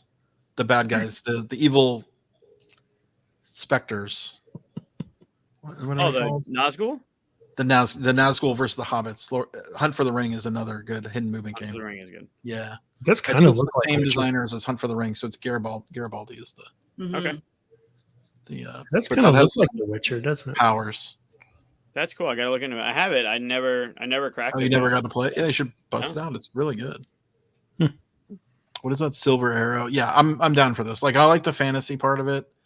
Yeah, I like the fantasy will, even if it's not great, I'll probably like because the fantasy. Well, look at that. This looks kind of like Ryan Lockett art. Yeah, esque. Yeah. Not quite his treatment of colors, but yeah. There was a video game that was like a hunter versus beast. I don't know if you got. I can't remember the name of it, but it was like I think it failed in the end. Couldn't get enough people playing it, but one person was played the beast, and everybody else tried to hunt him. Yeah, hunt them. Very cool. All right, what are we on number 3? My number 3. Dan, go look up Goryo. Autobahn. It came out first. Better. So Autobahn, it seems kind of like a boring theme. I almost passed it up, but then I started watching video on it. Wow, this thing zoomed in quick. Or like real close. Yeah, a little too close.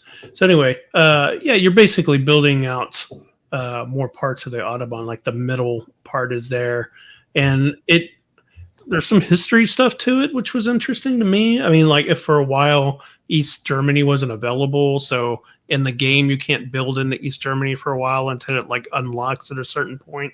To the wall. Yeah. So, but I mean, it's just a nice Euro. It's it's got a lot of awesome little economic bits. What was the name of this one? Autobahn. Oh, Autobahn. So you're building out the Autobahn. You drive 200 miles an hour. Yeah. Well, you're building it. So, but yeah, as I was watching the videos, it's like it was a long video I was watching, but it had a lot of these rules and then this part, and it's one of those games that have this phase, this phase, this phase, this phase, this phase in this round, and then one of these long procedural Euros and stuff, and sometimes I just get in the mood to really play those. And as I was watching it, I just liked more and more of it. So, yeah. The scariest I've ever been on the road was on the Autobahn. Oh. And I wasn't even driving. How fast were you going? Lincoln, we were going well over 100. And we were in the right lane because that's the slow lane, and we're like, we wanted to pass a truck or something, and Lincoln's like, look out the window just to make sure there's nobody in the left-hand lane. I'm like, oh, there's nobody there. You see this pinprick of a car, and as he starts pulling over, I'm like, get back, because it's like it started like just a turns by like easily going out to 150 to 200 miles an hour. Like I was like, what in the hell? How is this possible? I mean, it's possible, but why? Like, do you really feel like you can? I wouldn't trust myself at that speed. You can't react. The fact that it was a pinprick in the rearview mirror, and by the time he started getting over, that guy's on us. I was like, you can't judge at that. That was the scariest. We were like, oh. And you were going 100? Back, we were going about 100. Wow. Kilometers. No, it was about, I think it was 100 miles an hour. Like 80 miles per hour or something like that? Maybe. Wow. You know, these kilometer things, they just don't make sense. Hey, now. That's what I use. I know. All right. Mike, you're number 3. Yeah. I'm going to put it on there before someone else takes it. 13 words. Oh, damn it. I knew it. Really? I knew it. What's 13 words? Not even heard of this. So we played this at the gathering. Yeah. I heard about this. It's so good. Lincoln loved it. Yeah, this is from the captain's guys, right? I can't remember his name. Cedric. Yep. Yeah, there's a word in the center of that dial, and then there's 13 words around it, and everybody takes turns being the captain, and they're trying to get points and get people to match. The card is you give a clue, and the card's the answer, kind of thing, and then on your dial is the number. If you zoom in, you'll see a number on that center board. And you're guessing which card the thing is. It's. Oh, so you dial it in. Yeah. Yep. So something will be there's a word in the center. And then something will be given, and you're taking your dial and matching it to a number that's coincides with a card, and that's supposed to be the answer. And whoever gets it, if the captain gets it, and you get points if you match the captain. But then the answer, so let's say whatever the clue was, the right answer, or the answer that I picked was whatever that 3 card is. That card then goes into the center and becomes the new target word, and then you're guessing from there. It's really. It kills. So do you have to come up with your own words, or is it all through card play? All through. Like you have to create a word out of in your mind. No, you play with cards. You play with cards. Okay. There's no free response. There's just card. Right. Okay. So the way that I remember it, so you pick the word that you're choosing to associate with what's there, and then afterwards the one card basically replaces the one in the middle. So the one, so yeah. In this example, they put star down and thinking rocket. And the cards are double-sided. So in that situation, if the right answer was 3 or whatever the hell it was, the 3, whatever card is in the 3 slot gets flipped over, and that becomes the new word in the center. And then you're trying to target whatever you want to match, whatever the captain's word association is to the card in the center. So one card around the outside will have some sort of connection to the card in the middle, and you're trying to guess whoever the captain is that round. You're trying to match with the captain. So as the game progresses, you have less and less cards to pick from because they get used towards like that word in the middle. Interesting. Doesn't that make it easier? No. I think it makes it harder. It makes it harder because it makes it. I mean, I guess it makes it easier because you have better odds, but it makes it harder because the words that are left no longer have anything to do with what you're flipping in the middle. So then you're making connections with a stretch. If you flip over rocket and it says something like, I don't know, gold. Yep. You use that gold word to another word, and then that person has to think which one they think they want to match it to. And if you match the captain, you win. Okay. Yep. So let's say when you see the gold, you might be like, okay, well, that's got to be sponge or cinema or something like that. Yeah. Something. If that number 3 card there said rocket and the card in the center of the wheel said star and you were the captain, we're all trying to guess where your head is. Whoever guessed I have to decide as a captain. I dial in what I'm going to do so I can't cheat. Yeah. Correct. We all dial in what we think. Yeah, you makes flip sense. it over. I heard it was great. then that number 3 card gets flipped over. So star is replaced with whatever's on the other side of rocket. And if it happens to be gold, now let's say Chris is the new captain. We're trying to figure out, based on gold in the center, what he's I'm the captain now. I remember there was some funny, he said there were some funny things with the Europeans in that game. Oh, really? Because there's some, like, I think there was something racy. Oh. Like the Europeans, like, we don't get it. Like, well, because you don't think like American. Yeah. Well, that's the thing. Like, because at some point you end up with less choices, your rationale behind your choice has to get more. Yeah. More so you have to wild. get creative, and I could see how that would end up. Like, how did you get the sponge? Yeah. Okay. And if you play down till there's so if you miss, what happens if you miss? You lose, or no? You're trying to get points, right? Oh. So you flip the card anyway. You flip the card anyways, but you don't get a point for that. Correct. Whatever just keeps the game going. It doesn't. You don't read yes. Okay, got it. Yeah, totally. Lincoln was very strong with this one, so I remember him raving about it. This is great. This a copy of this will be in Syracuse this week, and very much looking forward to playing it. We'll have to grab a few of these at Essen. Awesome. Sure. Yeah, grab them. They're good. That's cool. If I had to, Cedric is a very. He brought the world just one. I mean, he didn't design it, but he found, he published it. Yep. Because he just one concept is another one that's great. He's a smart guy. Yeah, it's clean. You know how to play it really quickly, but you want to play it again. It's a great deck of cards, infinitely expandable. It's really good. Yep. I'm pretty sure his company is called Captain or something. Yeah, Captain Games. Or Captain Games. Yep. Yeah. Yeah, Captain Games. Yeah, that's his new. So he's going from. Everybody, you always got to have a captain in the game. It's great to have a captain. Hey, this is the first game, I guess.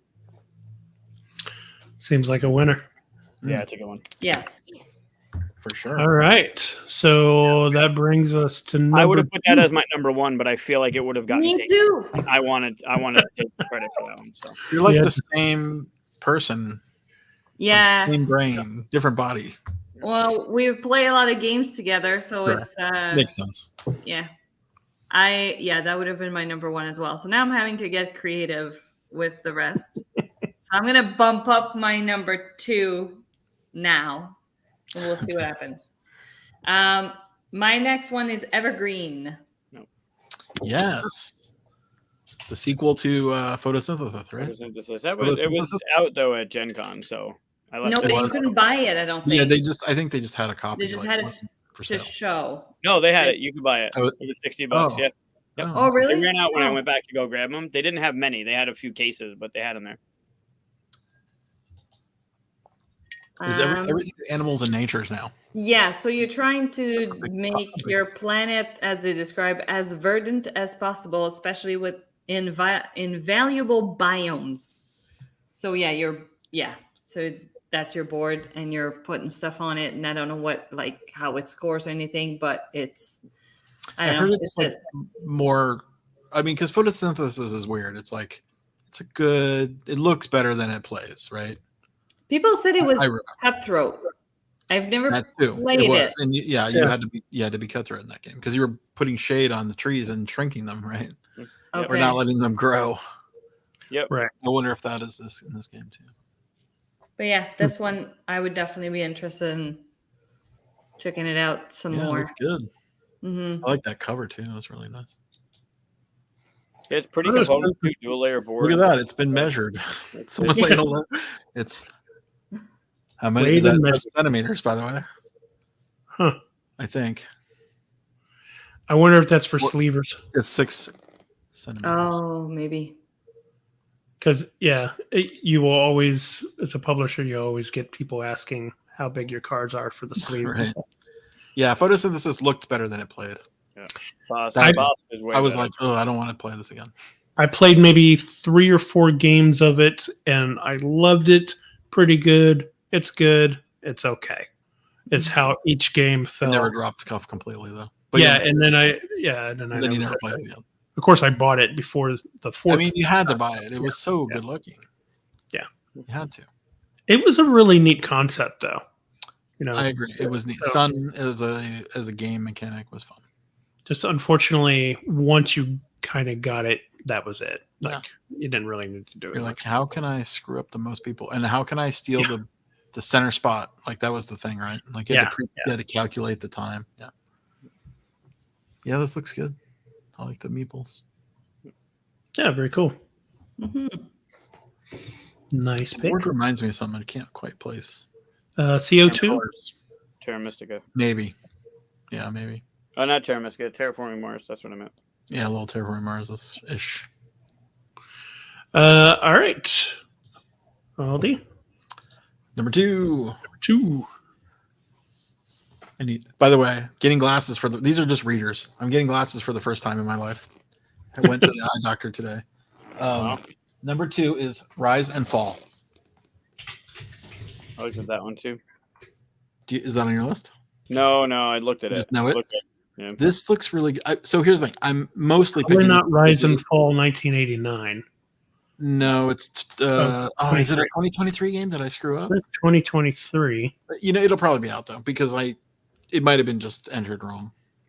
I think I saw it on my list whenever I'm pretty sure it's out because I saw Board Game Co. did a preview of it or review actually. I didn't.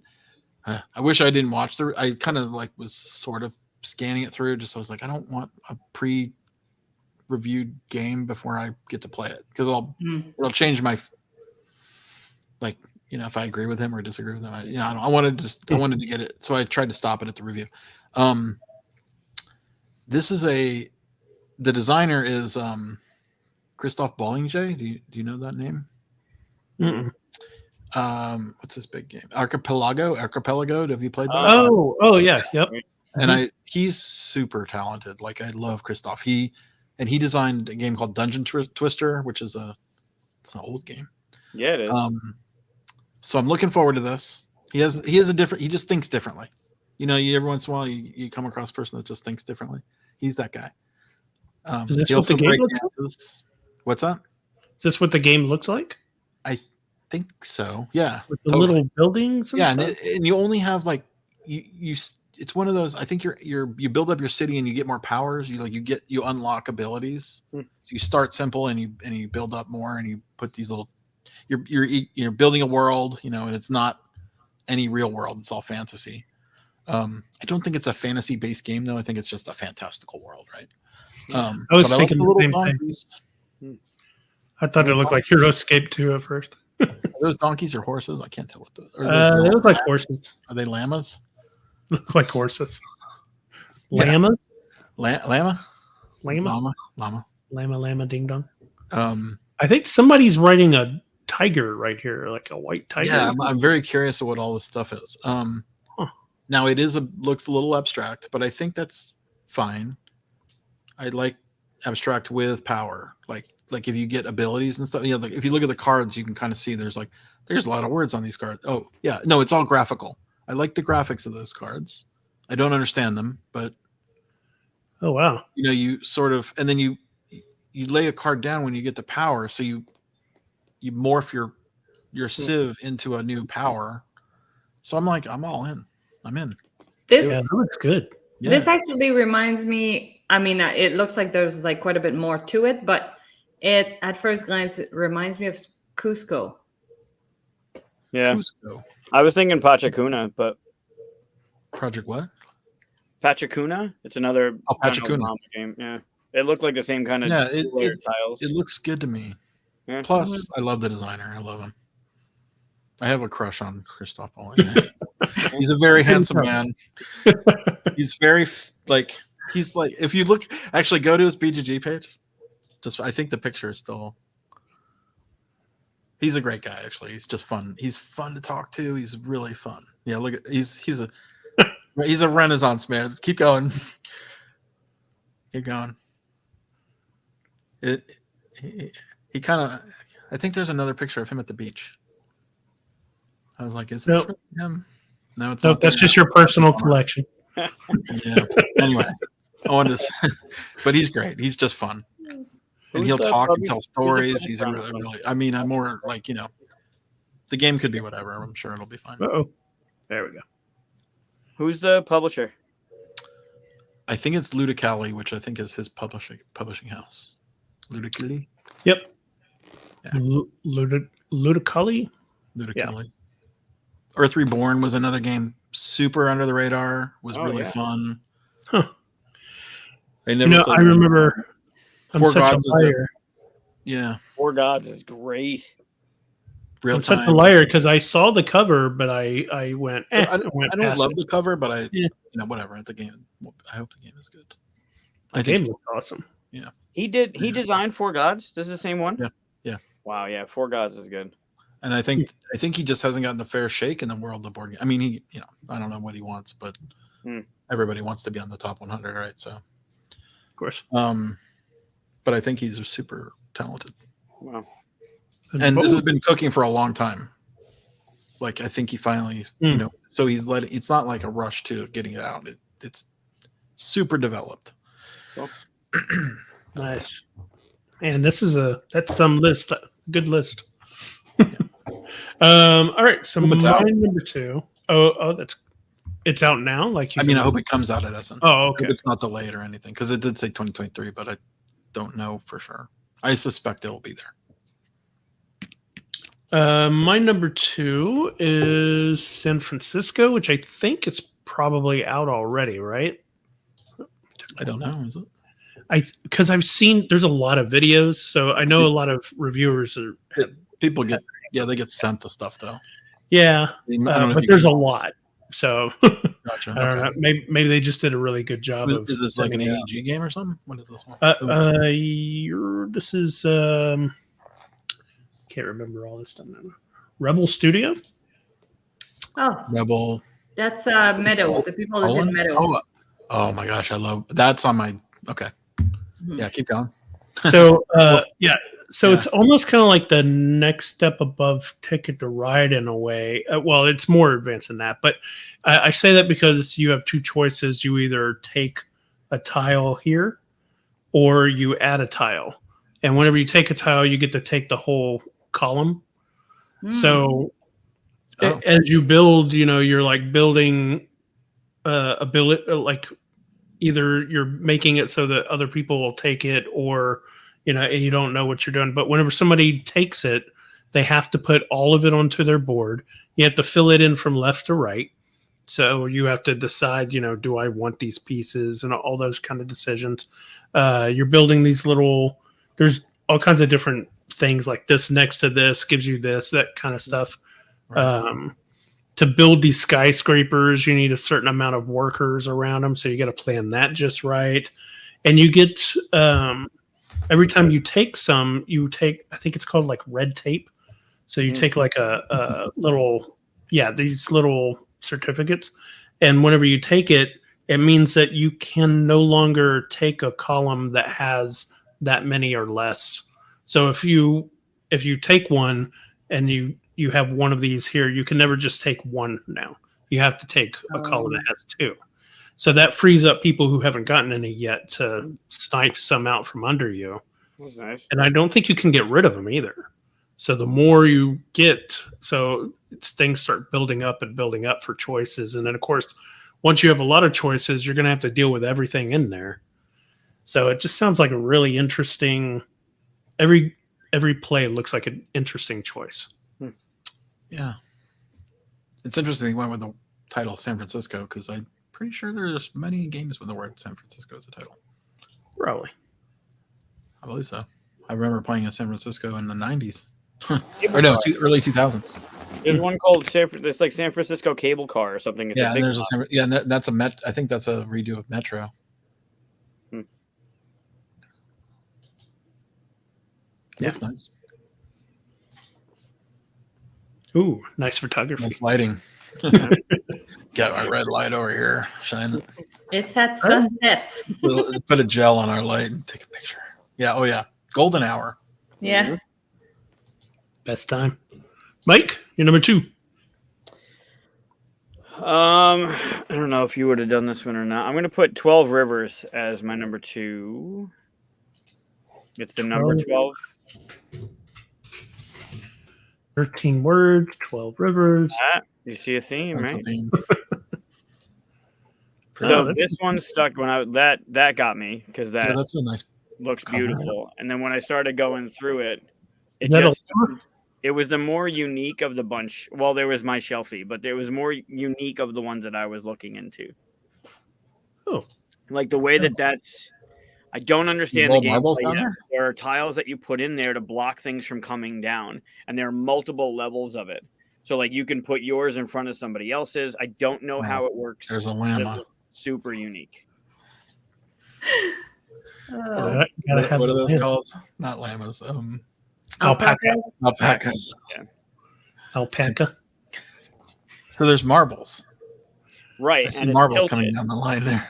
Right, yeah. But then the things that you're putting there, and I don't know what they are in the game, but they're there to block stuff. But if you look, there's multiple slots, so you can put multiple things, and then I guess through some sort of game mechanism, those things are going to be moving.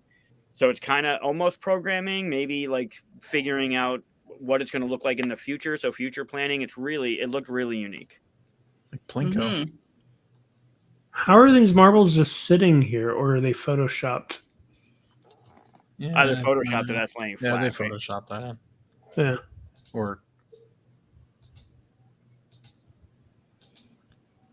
And then it looked like the marbles that you're collecting are going on those things. It just looked it looked clever. Yeah, it looked well produced. It looked neat. So. It does look neat. Mm-hmm. Has the designer done anything before? Let's see. Designer is Romain Katerjam. Oh, the dive game. Dive was fun. That was a big popular game at last year, I think. Another unique one, right? Where you're looking through, you're trying to program or figure out how far down certain things are. That was really cute. Mm-hmm. Well produced again. I think this was on one of your lists. Mm-hmm. Yep. Nice. There you go. Very good. All right. So that's our number 2. So Katia, you're number 1. Well, my number 1's already been said, but I'm going for backups here at this point. I'm going to go with Nimalia. You're going to have to spell that. Oh, Nimalia. That was in the French ones, but it does say French English edition, so I think both. I mean, hey, you can, yeah. What? You're basically building an animal sanctuary. So much nature this year. Mm-hmm. So much nature. I like nature, so yeah. It just looked cute, and it looked like my kind of game. It's probably something I would enjoy playing. Like a Cascadia, maybe? Yeah, I love Cascadia. So. Yeah, looks like it. Do you know how it plays? Like, what are No, these I don't. I don't. So if you want to like look up the main page. Oh, it looks like cards that get laid on top of each other, though, and that's your jam. Yeah. Yeah. Yeah, this one was, I judged it by its cover and then looked up a couple pictures and I was like, yeah, that looks like something I would play. It does say close drafting, grid coverage, animals in the description. I don't know what else, but. Closed drafting. There are otters. You can't go wrong with otters. Yep. Love otters. Otters my favorite. And pandas. And pandas. Pandas are good too. But yeah. Bears and otters, oh my. The artwork's really pretty. Lions, flamingos. I'm worried for certain animals in this mix. There's a gator in there, or a crocodile. Flamingo are surrounded by gators or alligators, and then there's a lion. Africa. Well, no, because it's got everything. Oh, there's a polar bear, yeah. It's polar bear and flamingos aren't African, really. Nor pandas. I guess this isn't the island of Lost, so they're probably not next to each other, I imagine. Maybe. Cool. I like the artwork. I like the cover. Mm-hmm. This is a perfect example of kind of showing not only the theme, but maybe the weight of the game, as I would imagine it from what we're looking at and stuff, by the artwork. It's a good job. Yep. All right. Aldi? Numero uno. Findorf. Oh, okay. I was wondering if I was going to put. Freedom and Friesa. Yep. Power Grid, a Fame. Yep. A little bland of a cover, but I like the look of the game. It looks like we're building the city of Bremen, which is where he lives. And it's I think it's set in the 1800s. I'm not sure, but you're basically everything is worth 20 points, as I understand it. Has played it in Bremen. Like he went and visited this recently, Germany recently, and visited them. Got to play it, and it's an interesting description. It says something like you can bring up the description real quick. I don't know it by heart, but I know you can. There's death in this game, which is kind of weird. So it's an economic engine builder with resource market for peat, known as or from Power Grid, I guess. An innovative resource management required when building rail tracks and houses in Findorf.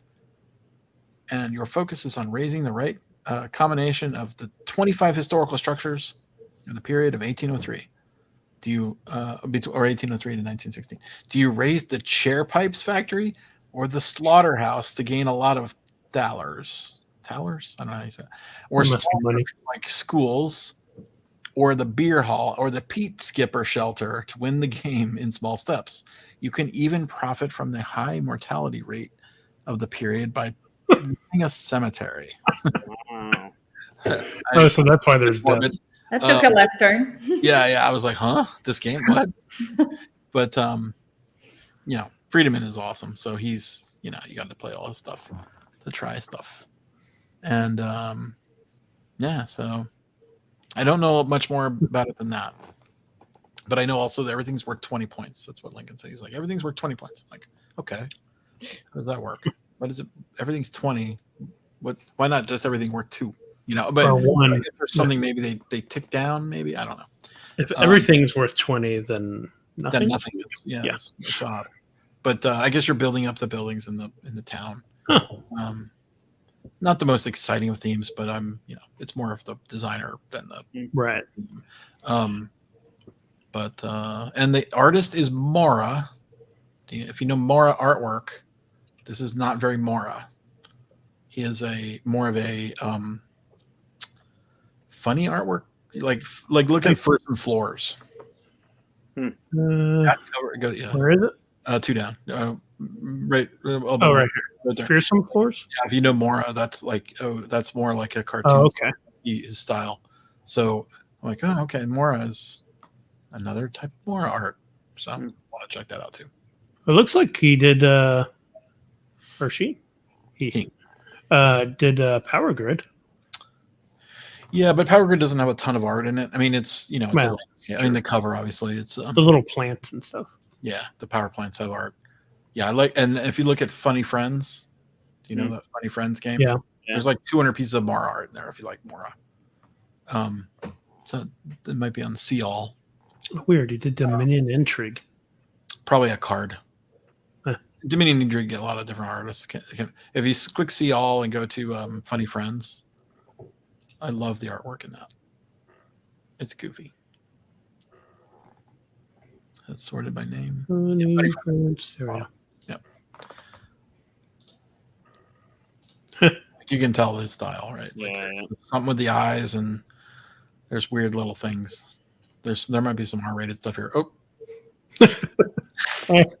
It's okay. If you saw last week's episode, I think everything goes. Last week's episode was a little. Yeah. Yep. Yeah. I think I know some of the people. But anyway, yeah. So. Nice. Anyway, Findorf.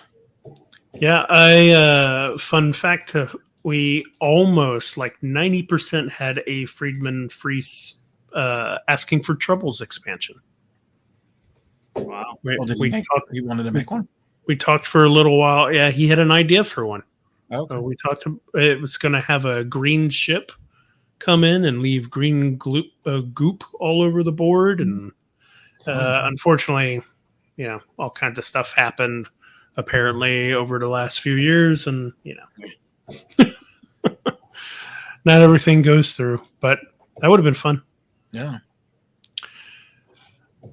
Okay, we're on our number one. Okay, so my number one is, I think it's Toledo. I like to say Taltum. Yeah, Taltum. Yeah, Taltums. Toledo. Yeah, delicious Taltums. So the most interesting thing to me is right here in this wheel. I already looked through all these pictures and I was trying to find one that illustrated the gameplay, but I think the photographer just put game pieces on here and stuff like that. Because what you actually do is when you roll a bunch of dice, put it out, sort of like a Grand Austria Hotel kind of thing, and then people select dice. But the cool thing I liked about it was, so when you select a die, you're picking how many of that resource that you get. So like if you pick the 4 here, you're getting 4, whatever this resource is, right? But the opposite side of the die is how many actions you get. So if you get 6 resources, you get 1 action. If you get 1 resource, you get 6 actions. Yeah, that one mechanism made me go like, okay, I really kind of want to try this out. And of course, it's got a whole bunch of good Euro-iness in it and stuff, and that's I love these games. So lots of man. Yeah, this is no way playable by the way they said. Oh, there we go. Finally, a setup that looks like an actual board game. But yeah, it also kind of reminded me, like, I'm not saying that it is like it, but it kind of reminded me of like a it starts with a C. It's the trading Concordia. Okay. So like you're going around, with the different cities that are laid out already, and you're putting down your houses and stuff like that. You know what I mean? Yeah. So, yeah. Pillars. Yeah. The pillars make me think of Pillars of the Earth. I don't know what those are for, but yeah, the dice mechanism is what sold me on it. So it's really neat. This is the same as the people that did I'm drawing a blank on the Teotihuacan. Board and dice. Yeah. Board and dice. Oh yeah. Yeah, and I can never say that game, but I love that game too. Giant rondel worker placement. Yeah. So, that's my number one. All right. Mike. I'm going to stick with the rondel, actually. Ooh. Rondels are hot. Sabika. Sabika, I think it is, if I wrote it correctly. There we go. There you go. Oh, I didn't even see this one. Yeah. The cover was a little weird to me. Yeah. It looked like silk. It looked like there were a couple of Merv, right? Yeah, Merv. Yeah. But yeah, there's the main thing in it that drew me to it was the rondel, the way the rondel works. Oh yeah. Oh yeah. The cover. Like, I want to live there for a little while. I want to know what's going on that board. It looks, everything about it looks awesome. Look at all those. It looks like a render, obviously. Hopefully it's the same, but I don't know anything else about it. I just want to play there. It's like I'm wearing a trench coat. I better be. So it looks like the big meeples go on the outside, medium in the middle, and then small ones there. I was just wondering, like, if they had different powers and stuff like that as being different meeples, but it looks like they just have different tracks. Yeah, you can see the little picture of them. Is this like ancient China? Like those dogs up there that remind me of those look like those. Yeah. I would think it's more Arabic or Persian. Oh, Persian. Could be. Yeah, that's probably it. Oh yeah, it's totally Persian. Just from the graphic design. From the architecture of the buildings there and stuff. Yeah, this looks good. Yeah, it looks. I didn't watch a video. I didn't learn too much about it. I saw that, and then like I don't know how it plays. I don't know if you can have 2 meeples in the same square. If it's got that like Murano kind of feel where you got to take something, or if you have your player colors. I don't know anything. It just looks great. Meeples. Oh, it's got the stick You know, it's a good game when it's got the stick. Sticks are good. There's glass. Oh, nice. Yep. Like Glass Road. And a lump of yellow. Lump of yellow. Yellow things. Yeah. Lump. I hope it's good. Maybe that's amber. Or gold or Gold. and sacks. It's got sacks.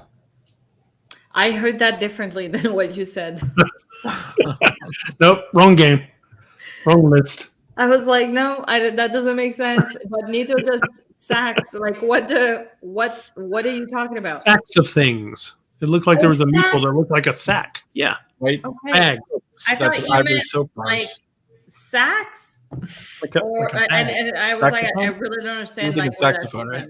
Okay. Saxophone. Yep. There aren't enough saxophones in games. That's true. There's not many. Oh, those are Somebody screen. print little stickers or screen printing? Yeah, something. Screen printing looks like. Yeah, neat. Nice. Good one. Man, there's a lot of good games coming out. There's so many games. I'm so excited. Like, it feels like we've been. I mean, there's some good games that have come out in the past years, but we've been sort of. It's obviously, yeah. There was 2020. Everybody kind of like pulled back because they didn't know what was happening, right? Yep. So but there's been plenty of games. We're spoiled as an industry. Oh yeah, definitely. You have 1,000 games coming out. We did 20 games, and that's the tip of the iceberg. Yeah. Yeah. For 2022. Nice. So you're going to get all of those games for BGGCon, right? Probably all the ones that got mentioned. I mean, if they're acquirable, acquirable. We want to. We try to get as much as we can. Oh, I did want to say there was one on here that actually is my real number one, but I left it off because I brought it up for the Gen Con list. But because I was misinformed that I thought I was going to be able to get it at Gen Con, but it was just a viewable. But I put on my Gen Con list, so I left it off of here. But it was Starship Captains. Already talked about it quite a bit. But I'll just show real quick. I hope that's good. I hope it's good too. I mean, we already talked about Star Trek quite a bit, so I'm a big Trekkie and stuff. So this is obviously Star Trek couldn't get the license game and stuff, but it looks great, looks fun. So we'll see. Nobody can get the license. Yeah, I mean there are a few Star Trek games.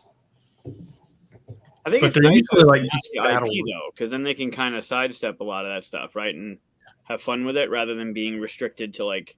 That's true. Right, improved by everything. Yeah, that's true. Yeah, and then of course there is a game that I want to mention, but so is it 7 for you then? You have 7 on your list? Well, I can't officially put this on my list because I work for the company now. That's a host prerogative. Yeah. The house rule. House rule. I work for the company, so it can't officially be on my list, but Flamecraft will be at Essen.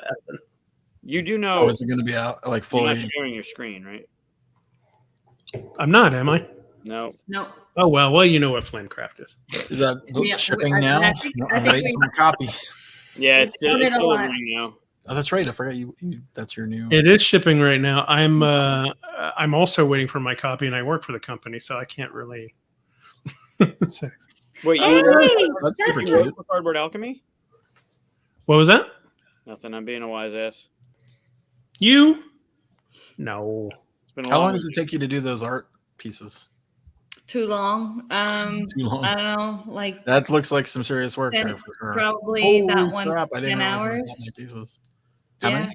10 hours maybe for this one. In one day? Do you do one day or do you take? No, I do a couple days. Wow.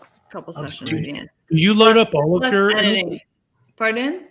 Do you load up all of your images on BGG? Just the ones that are attached to games. Like I can't load up. You can put them in your personal gallery. Yeah, I do. Yeah. Oh yeah. Who wrote that website? Jerk. Oh, look at the little meats in the wing. Yeah, yes, that's really fun. I try. He had sent me components like the pre-production or whatever you call it. So I tried to cram as many as I could in there. Where's the yellow dinosaur from? Gosh, that's from Jurassic Snack. Jurassic Snack or Jurassic Brunch? One of the two. You just tear these apart right when you're done, right? Or do you leave them for? No, I tear it apart. It's gotta hurt. I almost want to pour like resin. What's that resin? Like resin them and be like, never touching this again. I think that would just shift everything, because even like there's been times where like a little dog hair will get on a piece and I'm trying to blow it off and half of it comes apart just by me blowing off, like just kind of trying. It doesn't hold very well, so yeah. That's pretty awesome. Anyways. Cross promotion. Woo. Is the Flamecraft one in the new calendar? January. Oh, cool. Do you do time lapse or anything, or you just take pictures? I used to when I had a different setup. I don't really have the proper setup here, so maybe at some point I will again. But yeah, I used to record some. Yeah, you have the before the Q&A for Tom, right? You're doing the Tom. I did his dice. Yeah, his little die thing. I did a few of them. Well, we need a BGG one now. Let's talk. All right, you know where to find me. Yeah, for sure. At the beginning of every time I watch the Q&A stuff, I always like, there's Katia's arms. Yeah, I can probably come up with something. Yeah. Well, we're about to launch our podcast. Well, there you go. Last time I podcast was in 2005. The BGG podcast was in 2005. Wow. What are you doing the podcast on? Like what? On? Like audio? Web? A web? Or, yeah, like I don't know these newfangled terms. I'm not like sure. What website or something like? Oh, okay. What's the right answer there? I mean, I don't know. I was looking at one that will automatically turn this show into an audio one and stuff, but remember that now, and I've paid the money to make it a commercial account. What is the name of that thing? I cannot remember. Hey, Mike, are we doing 80s trivia? I have it ready. Awesome. You still awake? Everybody still with us? Buzzsprout. Can I take a bio break? I'll be right back. Yeah. What's it called? Buzzsprout. Buzzsprout. I'll be right back. Nice. All right. Yeah. Mike can explain the game for those who haven't seen it or what we're doing, right? Yeah, it's Trivia Pursuit, 80s edition. We'll do the same thing we've done. It's Stranger Things licensed, but it's basically 80s trivia. I should get the topics out. That would have made fucking sense. The board's really cool. If you haven't seen the game yet, it flips, so you're actually playing in the upside down. But those are our topics. Movies. We'll make the same rules we did last time, where you have to get at least one of each and 2 of one, which I guess I could write that down. Or we did a you could do a Stranger Things one to win too, right? Did we do that? I think the Stranger Things ones, some of them are easy, but they're early seasons and it's been so long, right? So I think if we just do one of each and do 2 of one, you got to get a second of your choosing, and then I haven't. See, Evan. And are you able to play? I'm not. I'm fried, man. It's been a hell of a fucking weekend. So you were late because you were driving all the way from like far, far away, right? You had how many hours? City. My cousin got married. Love her to death, but a 5 o'clock wedding for 5 hours on a Sunday is brutal. So yeah. And of course, coming back, you always think that you're going to make it in time, and then you hit traffic or you hit, schmucks that don't know how to drive or whatever. So it's been a weekend, that's for sure. The hell's your name, Chris? Seriously? Yeah. What's my name? I'm telling you, man. It's been interesting. Now I want you to play just because you're this fried. No, I would not subject myself to that. Movies, TV, music, famous people, and trends. Those will be our things. I'll mark down our columns. That's awful. This is what you're getting from me today. So they're the movies, TV, music, famous people and events, trends and tech, and I'll go over it for Aldi when he comes back. Well, he's the one that requested the game, so right. Well, he knows Like, he knows it. he's seen it, so yeah. That's why I thought might as well cover it while he's gone. That's true. That's true. I guess I'm gonna go, Phil. Oh yeah, you even showed your tiki today. You can stare at my green screen because this is not real. It looks kind of real. Not real. It's not real because the one game is not even on the right side up. And once I get this office set up and stuff, I'm gonna take his game and I'm gonna turn it upside down, put it right behind me. I could do that. It's right there. You should do it. Be on my side. I'm like Switzerland. Your head's right in the party. Your head's right in the way of it, anyways. Yeah, I'm hiding it on purpose. I thought he'd do the Batman game because, obviously, Batman. Yeah. Did you see the Batman game in the list? The one you brought up? Yeah. I did, but I did remember it was out before. So, but I mean, again, I picked a couple that have been out before anyways, but. Yeah, there's no perfect way of filtering to get that. Because, I mean, Everybody Lies is the Batman game, but that's kind of the story on some of those publishings too. A lot of them, it's not lies. It's just they haven't updated or the fact that they are for sale, but they're not brand new, that kind of thing, Yeah. I was worried that the San Francisco one had been out for too long. Yeah, I don't remember seeing that one before, so but yeah, I didn't know what the Batman game was about really, so that's why I wasn't it didn't strike me as one I would put on my list. Have you ever played any of those mystery ones? What was that? I was wondering if anybody had played it. No, I hadn't. But have you ever played any of the mystery games like Detective City of Angels or Watson and Holmes or anything like that, where you actually try to solve like a already written out case? Me? Or either one of me. Oh no, I have, but they're are they board games? I don't know. Oh, well, I mean, depends. I guess they're kind of technically board games. They're on board, But I like, it's a lot of reading. Got to be prepared for a lot of reading. Yeah, well, I don't think there's that much in the City of Angels one. Not as much as the other one. True. But I don't want to. Yeah. But like Watson and Holmes, it's the whole card is like a little story of what's going on. So. Oh, I don't know if I know that one. Yeah, I was than Sherlock Holmes Consulting Detective. Right, that's a lot of reading. That's a lot of reading. But Watson and Holmes is like you're told at the beginning where bodies found, blah blah blah, and then you decide where to go. There's all these different locations, and then when everybody's picked a place, you look at the card and you read what's happened and you write down your notes and stuff and put it down, and then you go somewhere else. Yeah. Normally they're cooperative, so you're trying to figure out this. Right. Yeah. I mean, I like the idea of them. They just never work out the way I want them to. This one feels like you are in the original detective. Yeah, that one's real long. Watson Holmes bombed it. Like we got negative score. I think. Like, how did we mess this up so badly?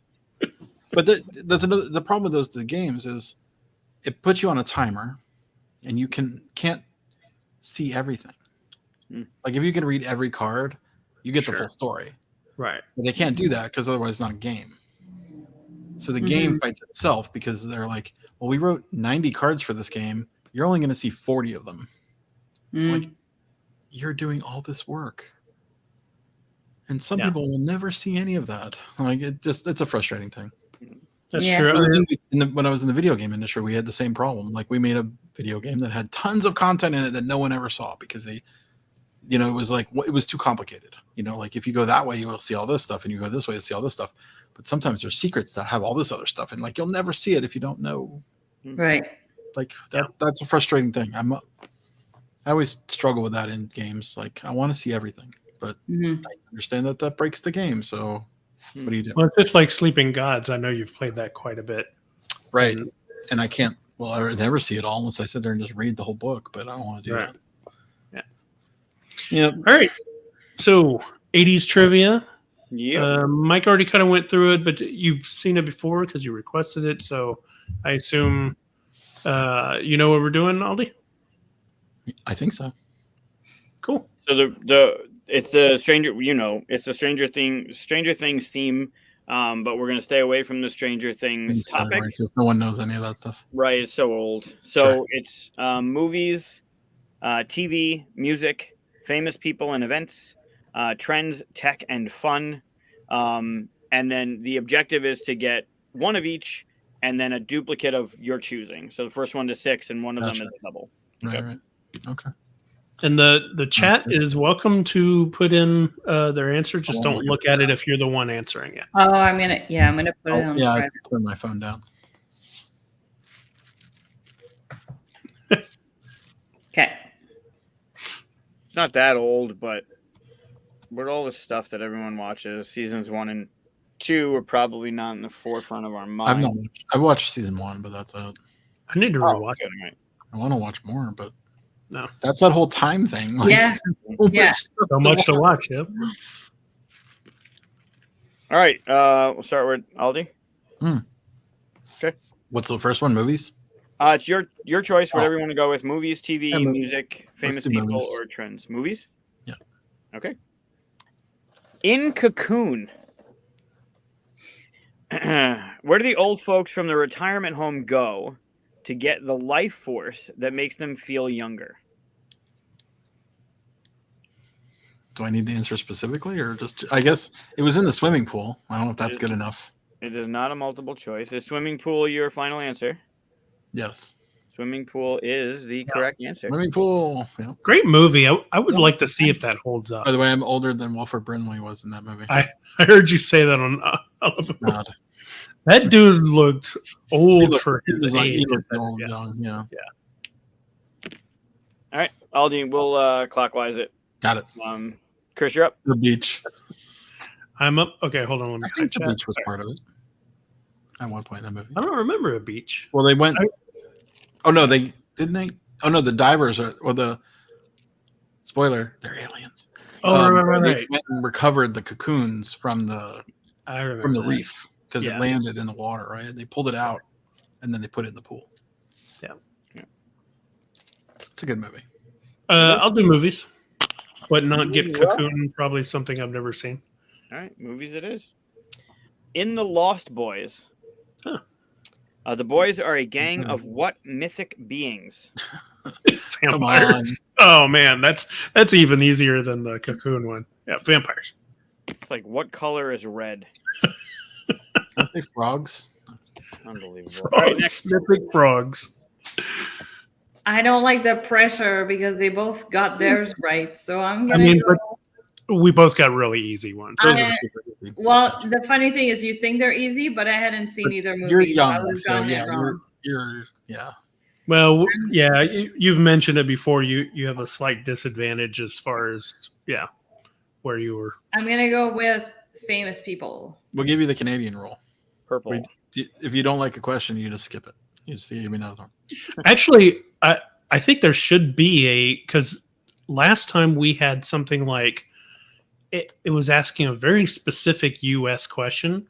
Massachusetts governor. Yeah. I don't mind putting in a Canadian rule. Do a Canadian rule. Yeah. You just skip I could possibly know that, so give me another question. Okay. Yeah. Famous people and events. In 1987, who became the first woman to be inducted into the Rock and Roll Hall of Fame? Oh. That's not a multiple choice. Not this one. Oh man, that's a tough. 87. 87, first woman. The first woman. I have a guess, but Shit. Hold on.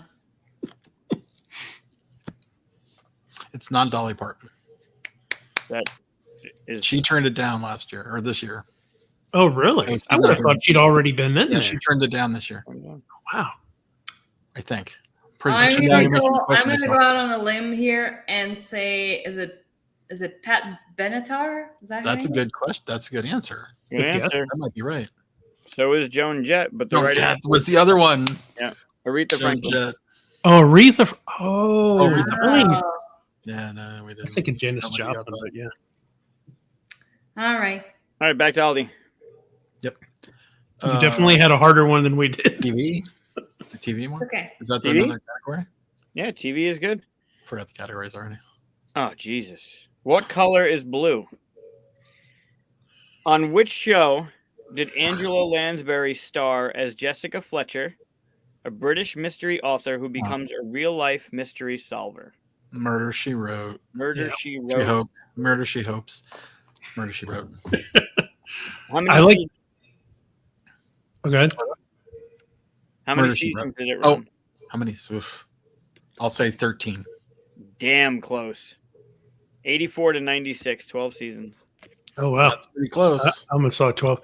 Yeah, she. Have you ever heard the theory that she's a serial killer and that she? Yeah, she's Yeah. killing everybody to keep herself It's in. the only way that makes sense. Yep. I never watched a single episode. 13. Oh, 12 really? seasons, I never watched a single My episode. parents No. used to watch it all the time. I have the board Okay. game in the other room. But it's weirdly. Oh yeah, there is a board game for that. I do. I have it. Is it any good? I haven't played it. I You said I collect have it. it, Aldi. I didn't Yeah. say I played it. Oh, you know. He doesn't play games; he just has them. This is I think that's a becoming big more part of it. accurate, my friend. Chris, you're up. All right. Oh, hold on. Let me hide the chat. Yep. You already have movies. Oh, You can go TV. for another movies because you need 2 of 1. So I go TV. TV it is. Which Candice Bergen, I don't know how she pronounces her name, character was an investigative journalist for a new Murphy show Brown. called FYI what? Murphy Brown. Calling it early, huh? I think you're Fine. probably right. Fine, you're right. Wow. By the way, Dave, the guy who is in Game Night, was on an episode of Donnie. Murphy Brown. No Oh, kidding. He really? was the naked secretary. Does anybody remember that episode? I do not. No. He was a nudist. he was in one episode. Because remember they had a whole bunch of there was a running gag of her secretary was always like something weird. Yeah. Yeah, Did he play one of the secretaries? He did. Yeah, if you Google Oh, it, that's great. it's on. You can watch the scene. that's cool. Did you ever see the Seinfeld where Kramer played one of her secretaries? Like he went to LA and he was No. trying to get a job and he got a Yep. yeah, it was like during the credits. It was really interesting. That's another show I never saw a single episode of. Really? Seinfeld? Wow. Murphy Brown. Oh, Oh, Murphy Brown. Oh, okay. Okay. Yeah. So how do you yeah.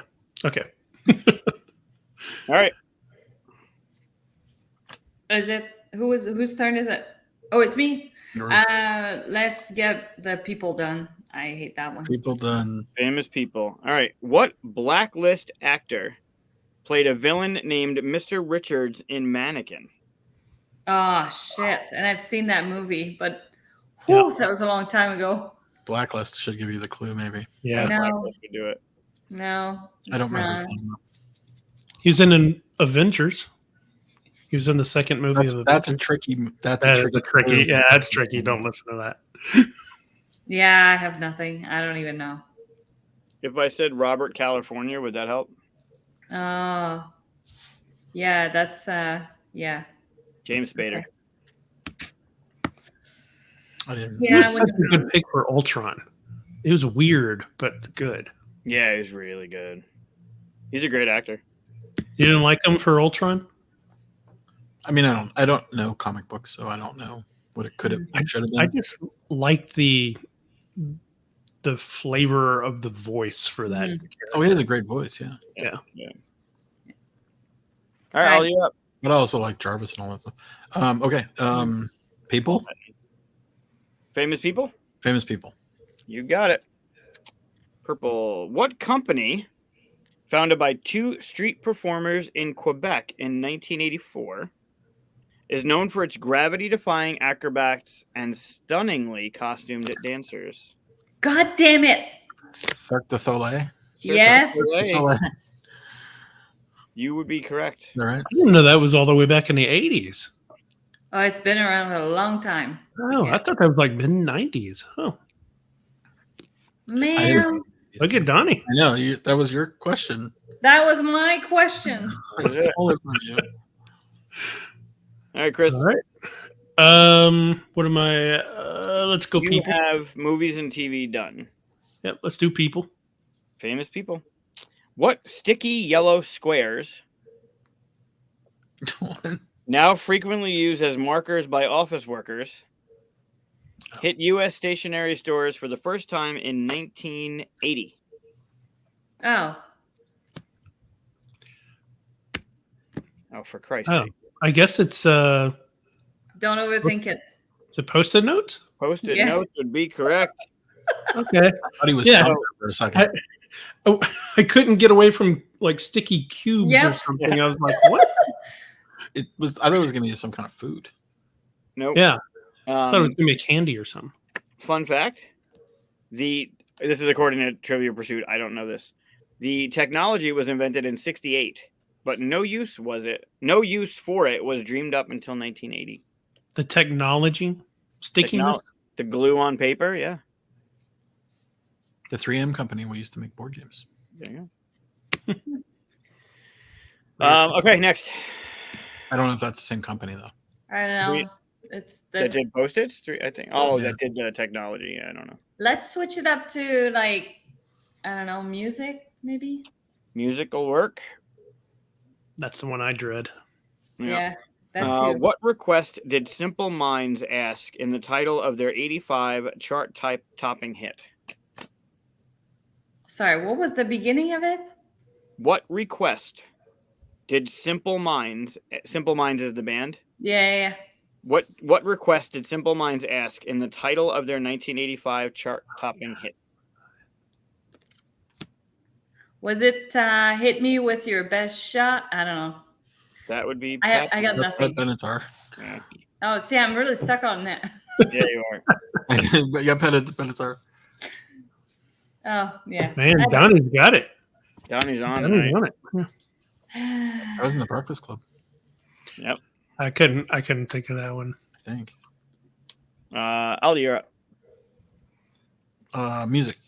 Music it is. Yellow. Which 1989 Billy Joel song mentions a moonshot, Woodstock, Watergate, and punk rock? Oh, that's Billy Joel, right? Not Billy Idol. Is Billy Joel. Billy Joel. Is it We Didn't Start the Fire? Yeah. We didn't start the fires, correct? Yeah. What? No, I need a professionally switch. Yeah, I was like, stop saying it so close together because you're making it sound like the making song. it sound like the song. I just That read. one's fun. Punk rock. Yeah. Chris, you're up. All right. You have music. Oh, I'm hold on, sorry. let me- Well, you have music and Trends, Tech, and Fun still open. let's do music. Music it is. What question about love did Tina Turner ask in her chart-topping #1 hit? Come on. What question about love? Oh, I know what it is. Yeah. I feel like I should know this. You do. There's no stealing this, right? I can't get the Proud Mary thing out of my head.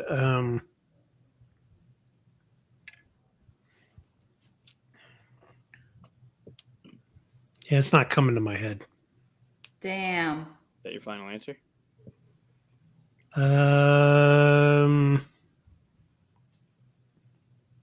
Yeah, I don't know. Arguably her most famous song. What's love got to do with it? Yeah, that's okay. Not to do. Correct. Not to do. Got to do. I told you music was the one I was. Oh, Drawing. I hate this category too, and I always end up knowing everybody else's and not my I own. love 80s music. I know nothing about it. Yeah. It's like I like driving cars, but I don't know anything about it. That kind of thing, you know. Give me techs and fun, something like that. Trends, tech, and fun. That's it. Which of these? Oh, you get a multiple choice at least. Which of these is an action figure from G.I. Joe, a real American hero? Could be Canadian role here, by the way. Eugene. He said American in the title. Yeah, it did. Real American hero. That's true. How are you on G.I. Joe? Do you want me to read it? Read it. Which of these is an action figure? Eugene, Grimlock, Gung Ho, or Bobby Sue?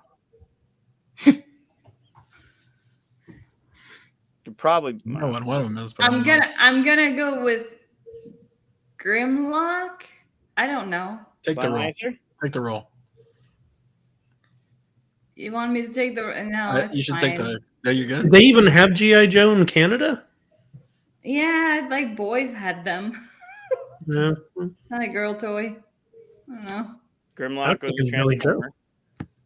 Yeah, I'm guessing it's wrong. Was it Eugene? No.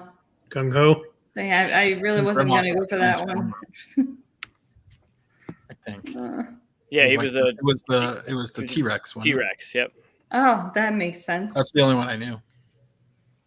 Yeah, I probably couldn't, any of the Dino ones I couldn't tell you, other than Grimlock. He's the one that they pushed, right? He was in the movie. You had the figure come back out. I had all the Dino ones like combined. So. All right, Aldi. All right, video games or tech. Fun and tech. Where was supermodel and music star Grace Jones born? England, Jamaica, or Brooklyn? No idea, but I'll say England. I feel like she's English. Final answer? Yeah. Incorrect. It was Jamaica. Jamaica. Seemed like the easy answer, yeah. Huh. Chris, you're up. She was great in Conan. Yes. I think I'm still on music, so let's do Conan the Destroyer. Let's do music. Barbarian, right? Oh, the Barbarian. No, yeah. Was she in Conan the Barbarian? Yeah, she was the one with the big spear, and she's crazy. Yep. All right, music. Which Dionne Warwick song performed with pals like Stevie Wonder and Elton John won the Grammy for Song of the Year in '86? We Are the World? Incorrect. That's what friends are for. Oh, jeez. I wouldn't have remembered that. I'm glad I answered quickly and got it over with. Yeah, Dionne Warwick was in We Are the World, but incorrect answer. Good job. Yeah, get me back to music. God. Music it is. Donnie's got to play this next time. He's killing it. Donnie is usually really good at this game. Yeah, Donnie's great at this. What end of the week party song was a hit for Loverboy in '82?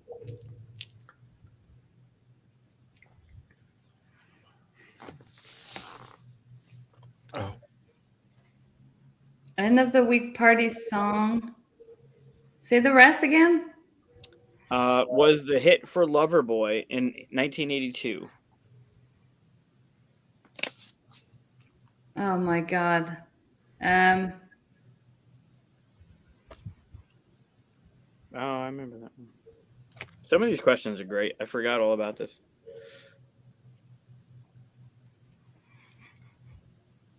I don't know. Is there a song called Friday? There is, but it's not Loverboy songs. Working for the Weekend. Did not know that one. Friday was Rebecca Black. So we can do another music question. That would be great. No, that's yeah. All right. That Weekend song? The Weekend song. Yeah, the tech category. You got it. Let's do it. What often colorful fashion accessory from Rami Revson was originally called the scrunchie? Goodness, I have no clue. Often colorful fashion accessory. Rami Revson. I don't know. Fucking. Sweatband. Was called a scunchie. SCUNCI. It's a good guess. Sweatband. Yeah, sweatband. Sweatband? Yeah. Would be incorrect. It would be scrunchie. SCRUNCH. The scrunchie was called a scrunchie? What a silly question. Wow. Pretty dumb, but that's really silly. There's scunchie. Called the scunchie. Okay. And there's your answer. Didn't you say scrunchie by accident? I thought he said scrunchie. He said scrunchie, but that's fine. Yeah, that's funny. That's hilarious. Oh, maybe. The scunchie. I would. Okay. Hey, could be good. Chris, you're up. Turning off chat. Okay. Let's do music again. Music. I'll be here all night.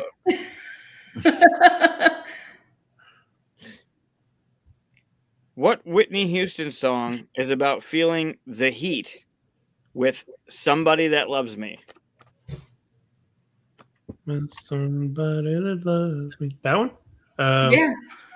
Yeah, you nailed it. That was it. What's the name of that song?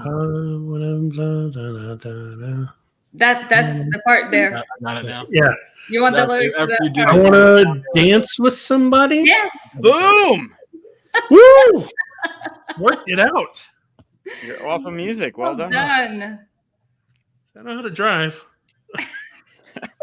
There you go.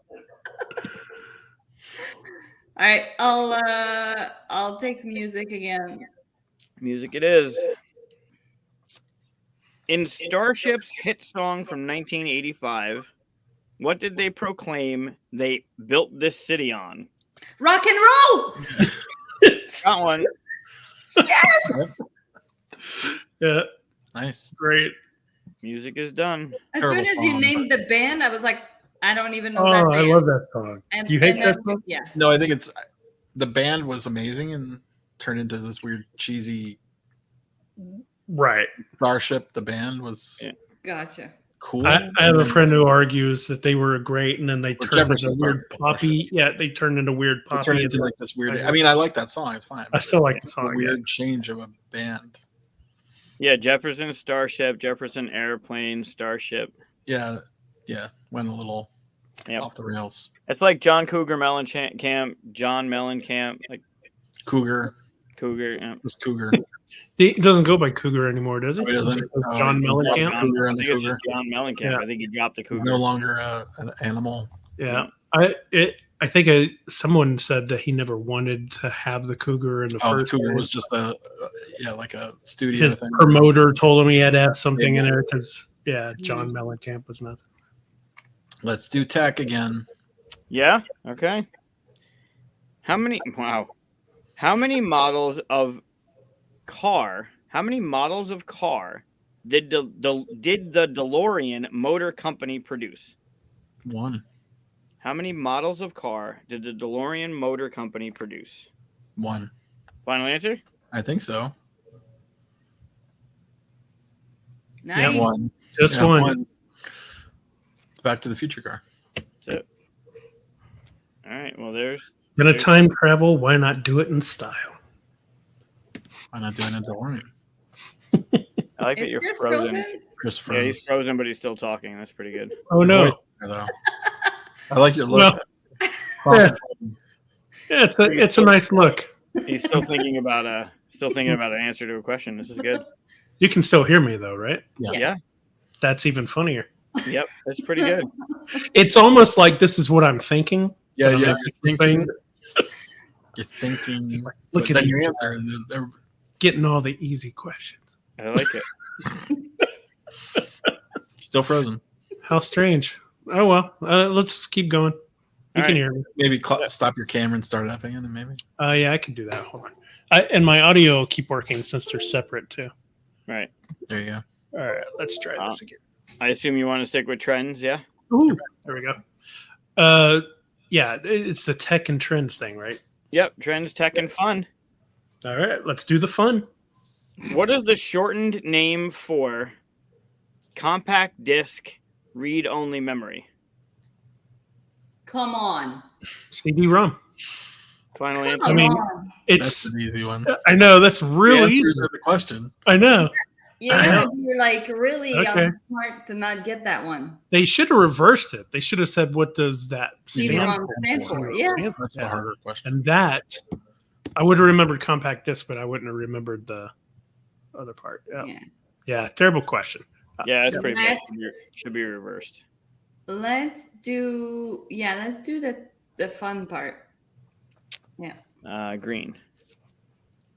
What Japanese company created the arcade classic Dig Dug? Multiple choice. Konami, Sega, or Namco? I'm going to go with Namco. Final answer? Yes. Namco it is. Nice. Yay. I didn't know that. Yeah, I would have gone with Konami. I played that on the Nintendo. A lot. My cousins had it. Yeah. Good answer. Good answer. I got 2. I'm happy. I'm not getting completely. I'm only at 3, I think. You have all 5. What? Chris has all 5. Yeah, I guess you did all 5. Oh, because I did the tech thing. Oh, yeah, I'm not even counting that in my own head. The CD-ROM one. Right, you just got that one. Yeah. You have all 5. You both have all 5. All right, so Aldi, you could win it here. You just got to pick a topic. Oh, first player advantage though. Yeah, you got to finish the round. Oh, you got to finish the round. Okay, let's do movies. I like some movies. Blue. All right, which young actor did not star in The Outsiders in 1983?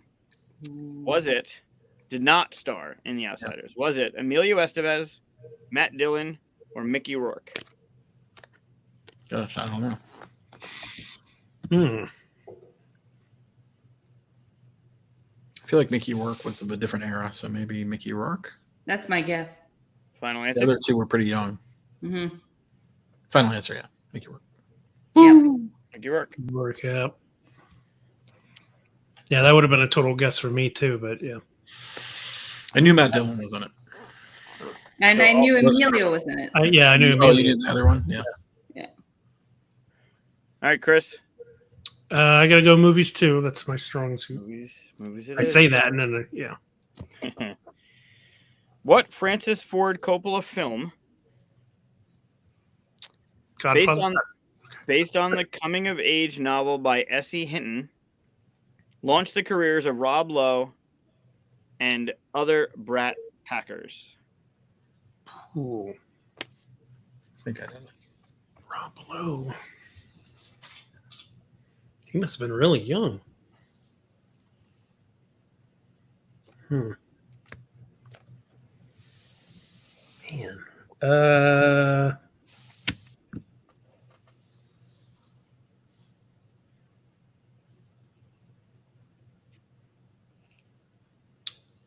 Wall Street? Final answer? Yeah, I don't know.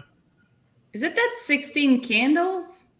Oh, Outsiders? Was this seriously Outsiders? Oh, was it The Outsiders? Oh my God!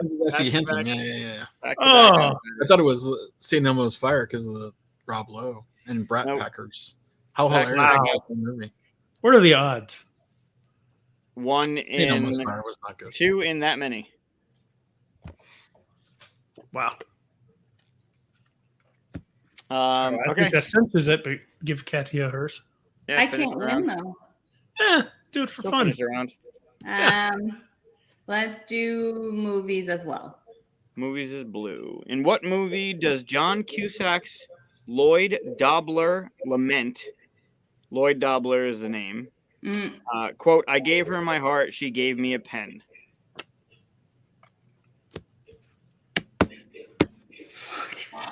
I don't know. John Cusack in the 80s? You have a few choices here. Yeah, there's a couple. Yeah. Probably one sticks out. Should stick out. I don't even know. I don't think it's him in the movie. I'm thinking of the one with Tom Hanks. You've Got Mail. That's all I got. But that's probably not even 80s. I don't know. That's like 2002. No idea. Is it Better Off Dead? Oh, it's the boombox. Say anything. Say anything. Say anything. Yeah. No. I couldn't remember the name of the title. I just remembered this.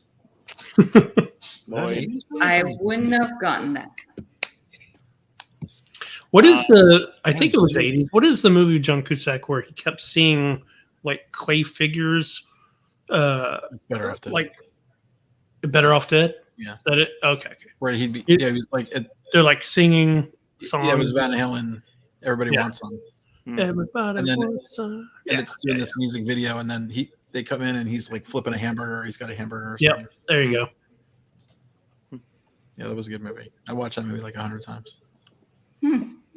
He's got some great there ones. wasn't a lot of movies back in the 80s that were good. Nope. Well, yeah, there were a lot of movies. They just weren't good. Yeah.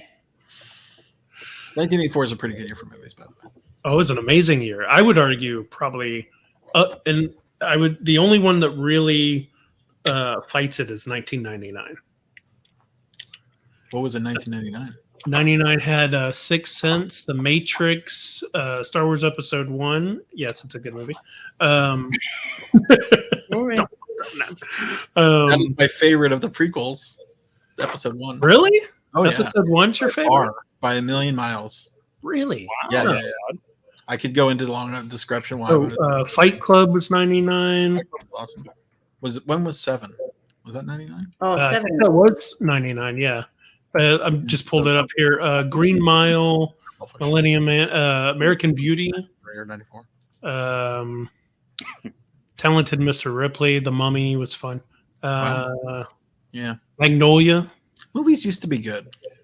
The Boondock Now it's Saints. all superheroes. Eyes Wide Shut. If you like superheroes, you'll be happy, but sometimes you know what? Something a little more than superheroes. I like superheroes. I do want more, but also like I don't go to the theaters anymore. I think the pendulum of swung a little too far for superheroes. Well, I think what happened really is that everybody went to TV. Mm-hmm. Now with streaming, you can have television shows be an hour and a half long per episode, which is basically movies.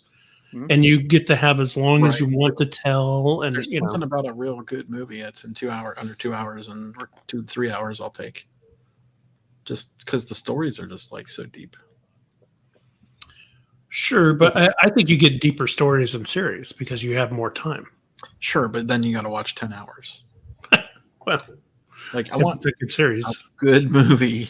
There used to be really good movies in the 90s, like a lot of really good movies. And I can't think of anything that's come out in the past 5 years that I thought was a good movie. Yeah, I mean, now the pandemic has stopped that. Yeah, the last Spider-Man. No, I mean, if that's your the best movie in the past 5 years, like we're in trouble. Well, I think that I don't want Spider-Man as the best movie. I think for a while, I was talking about this the other day, actually. I think there's like in all different kinds of entertainment mediums, there's a bubble of this is where the real art is, like way back in the past, it was painting and stuff like that. And that's where culture looked towards, here's the artwork that actually influences stuff and all. But then it became music, and it's not music anymore. And it's not in movies anymore. Now it's in TV series. It's just, the really good creative stuff ends up going somewhere. And if it's not in movies and it's not in TV, it'll be in music. If it's not in music, it's in, you know what I mean? So I think just as time goes by, it starts moving around wherever it can go. And right now we're in TV series. I guess so. Don't get me wrong. I like superheroes. Oh, yeah. Is that Batman? That would be Batman. Yeah. He's chopped off a little bit. There we go. Put him on. He's got his gun. There's only one comic, I think, where he had a gun. It was the first one, wasn't it? Nice. Then in the first one, he had like 2 guns. Oh, I don't know. Yeah. That's based on one of the comics, though. Oh, okay. I don't know. I'm not really that into Batman. I mean, I like Batman, but not like I don't know the comics that well. I just thought the statue looked cool. It's cool. But Yeah.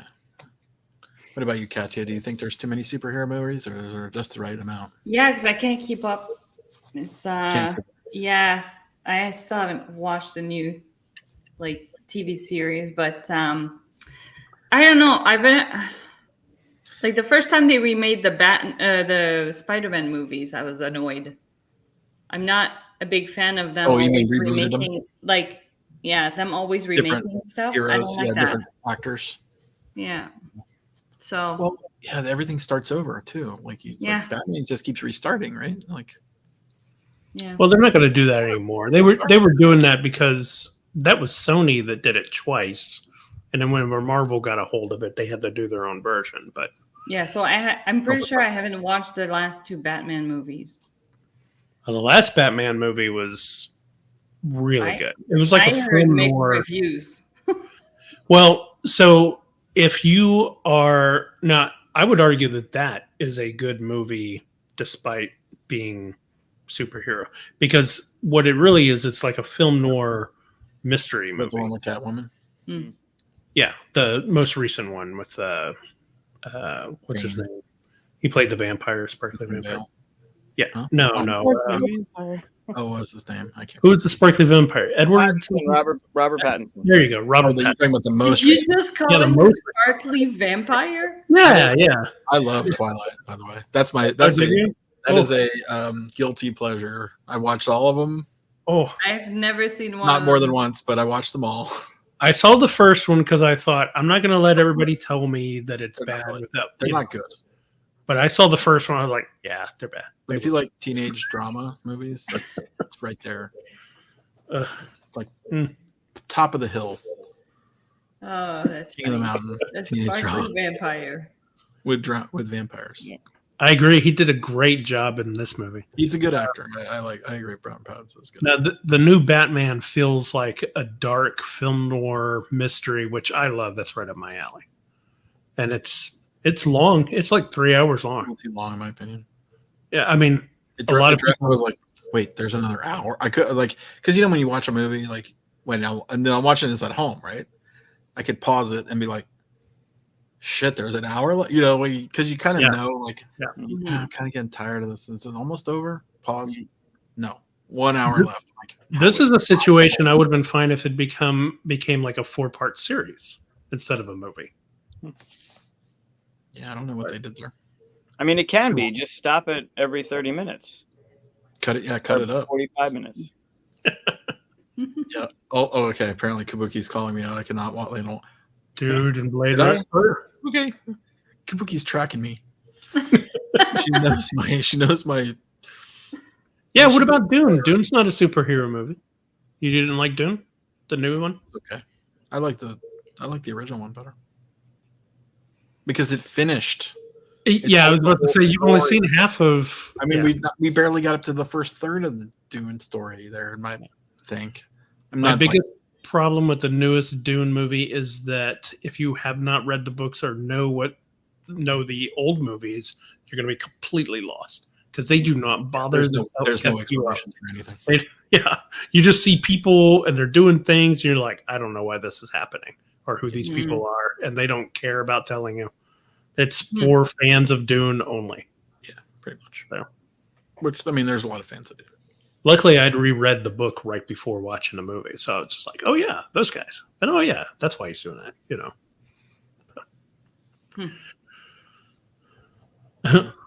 There you go. Oh, I never seen Montreal. Is that that's the high school drama? Yeah. I have not either. I was a 90210 fan. Oh, I used to watch that. 90210 and then into Melrose Place. Remember that? Yep. Did it change in Melrose Place? No. Those were two separate shows. They overlapped a little bit. A crossover, yeah. They did a little overlap like that. Yeah. Wasn't there? Oh, I didn't think it did. There was somebody who was like a side character moved over to be a main character or something like that at the beginning. Huh. Yeah. And I'm drawing a blank on I watched those. Was it we called him Minnesota. Who's the guy from Minnesota? No, it wasn't him. The guy who moved there. Yeah, no clue. The guy, the brother and the sister. I'm drawing a blank on all their names. Yeah, no clue. Jason Priestley character, which I can't remember his name. Brandon. Was it Brandon that moved over, or was it the other guy? So you also watched it. We called him Jones. By the way, this was my first year out of college, and having daily discussions or weekly discussions with my team about what happened on 90210. Because it was on Sunday nights. So Monday morning would be like, we had code words because can't really talk about 90210 like as an adult. I mean, come on. It was Psycho. So funny. It was Minnesota. Jones was who was the other guy? Not Brandon. Matthew Perry. No, not Matthew Perry. Dylan. Dylan. Yeah, Dylan. They called him Jones. The 30-year-old high schooler. They were all 30-year-old high schoolers. Yeah. But he looked 30 years. But that was just like, I mean, that was when there was not a lot of TV. Yeah. I mean, TV was limited in its limit. You know, there was 4 channels. Yeah. I remember lots of times I'd just sit there going, okay, I guess I got to watch this to get to Who's the Boss, you know, whatever it was. Nice. Mr. Belvedere or something like that. Oh gosh. Oh, that's bad stuff. Yeah. Well, we're so spoiled now. It's like, yeah, we have the best entertainment that has ever existed in the course of humanity. Luke Perry was the actor. That's Luke Perry. He died recently. Dylan McKay was his character. He was in the movie with Leonardo DiCaprio, the Once Upon a Time in Hollywood. Mm-hmm. He was in that movie, and he died recently after that. Oh, really? Oh, it was a real bummer. I never finished that movie. What? Come on, you have to watch. I know. Well, so here's the thing. I started watching the movie, and I purposely tried not to hear anything about it. So I had no idea what it was about, right? I started watching it, and I'm watching it with my partner Erin, and she's watching it with me, and we're both just kind of like, what the hell is this movie? It's like, it's like 20 minutes since nothing's going around. These people are just driving around. Like, why? It's a slow burn. Yeah, and then suddenly someone says a name. I think it was Sharon Tate or something like that. And I was like, oh, like I realized what it was. And suddenly it became really interesting. But if you don't know what it is, it's so boring in the beginning. And so Erin's like, I don't know if Michelle knew. My wife Michelle didn't. I don't think she knew. Right. The story. Like it took me a while. Yeah, Erin didn't either. So I was like, oh, I know what this is, but I don't want to like ruin it for you or anything like that. And she's like, what is it? Because I'm so bored now. I just something. And I tell her, and she goes like, yeah, I don't care about that. I was like, all right, well, I'm not going to make you watch it. I'll finish it. And then I never got to finish it. So yeah. But yeah. But movies are spoiler free, I believe. Yeah. What was that? Movies are not good anymore. They're too much superheroes. That's my proclamation of the night. Well, can't it be superhero movies are good, but it would be nice to have other movies that are good. I want a little balance in the force. Sure. Wow. And I would agree that there aren't like enough force. Yeah. Too much force in the world as well. You got to be careful though, because in order to bring balance, you got to kill a bunch of younglings. Oh no. That was some dark stuff though in the did you watch the Obi-Wan? Yes. Yeah. That was good stuff. That was great. And it happened unfortunately right after the I didn't watch the trailer for this, but it's the actor from The Mandalorian who's going to be playing. Oh, Pedro Pascal. Yeah. I just saw the image of the. Aldi, did you see Nope? Oh, that was awful. No. Oh, that was an amazing movie. How could you say that was awful? God, this is a sci-fi classic. What is the alien? What Don't give away stuff. Don't give away stuff. No. No spoilers, because don't be a land. Easily spoil stuff by saying that. I thought it was a sci-fi classic in the making. You didn't like it? Did you like his previous movie, the Get Out? Get Out was great. Okay. And I didn't see Us. That's all right. I did not see Us, but Nope was Nope for me. Oh, I thought it was amazing. I thought Us was a little too much violence. I wanted more story. Yeah, there's more. I think there's more story, and I think you'd like the next one. It felt very Close Encounters of the Third Kind to me. I like Close Encounters of the Third Kind. Had that kind of pacing. Okay. What kind of movies do you like, Michael? I try and find the good in anything that I watch because I'm wasting time doing it. But I'll watch mostly anything. There isn't any. I'm very happy to be alive in this time of Disney owning everything because I get as much Star Wars as I want. Do you get the injection right into the? Love it. Give me all of it. Mainline into the vein. There's Star Wars. Give me all of it. Marvel. Yep. What else do they? I mean, got everything. People complain about Disney buying Star Wars, but before that, George Lucas wasn't doing anything with it. Exactly. You weren't going to get anything more out of Lucas, so good thing that it came along and did something with it. I mean, you know. It's a shame what happened with 7, 8, and 9 because if they didn't have the cockiness of the back and forth was I'm going to take everything and throw it, even though there's this like it was a weird story like that just ruined it. It's still a great 1 through 9 is still a great story. 1 through 6 is better. 1 through 9 is still good story, but it's just I still want all of it. Right? Give me all the side stories. Give me 7 actually started off okay. Huh? 7 actually started off okay. I was fine with 7. Yeah, but then 8 was totally different, and then they were like, well, "Wait, that didn't work." So now we got to go to 9. No, they had to backpedal because they saw their billions of dollars investment going into toilet. Yeah, it was hard, right? The whole clone thing and them running outside on the fucking. It was, as a diehard Star Wars fan, it was still too much. But I want everything. Give me all of it. I've always had a hard time with the actor playing Kylo Ren. I like in that role. I just did not like it. He was better in Girls.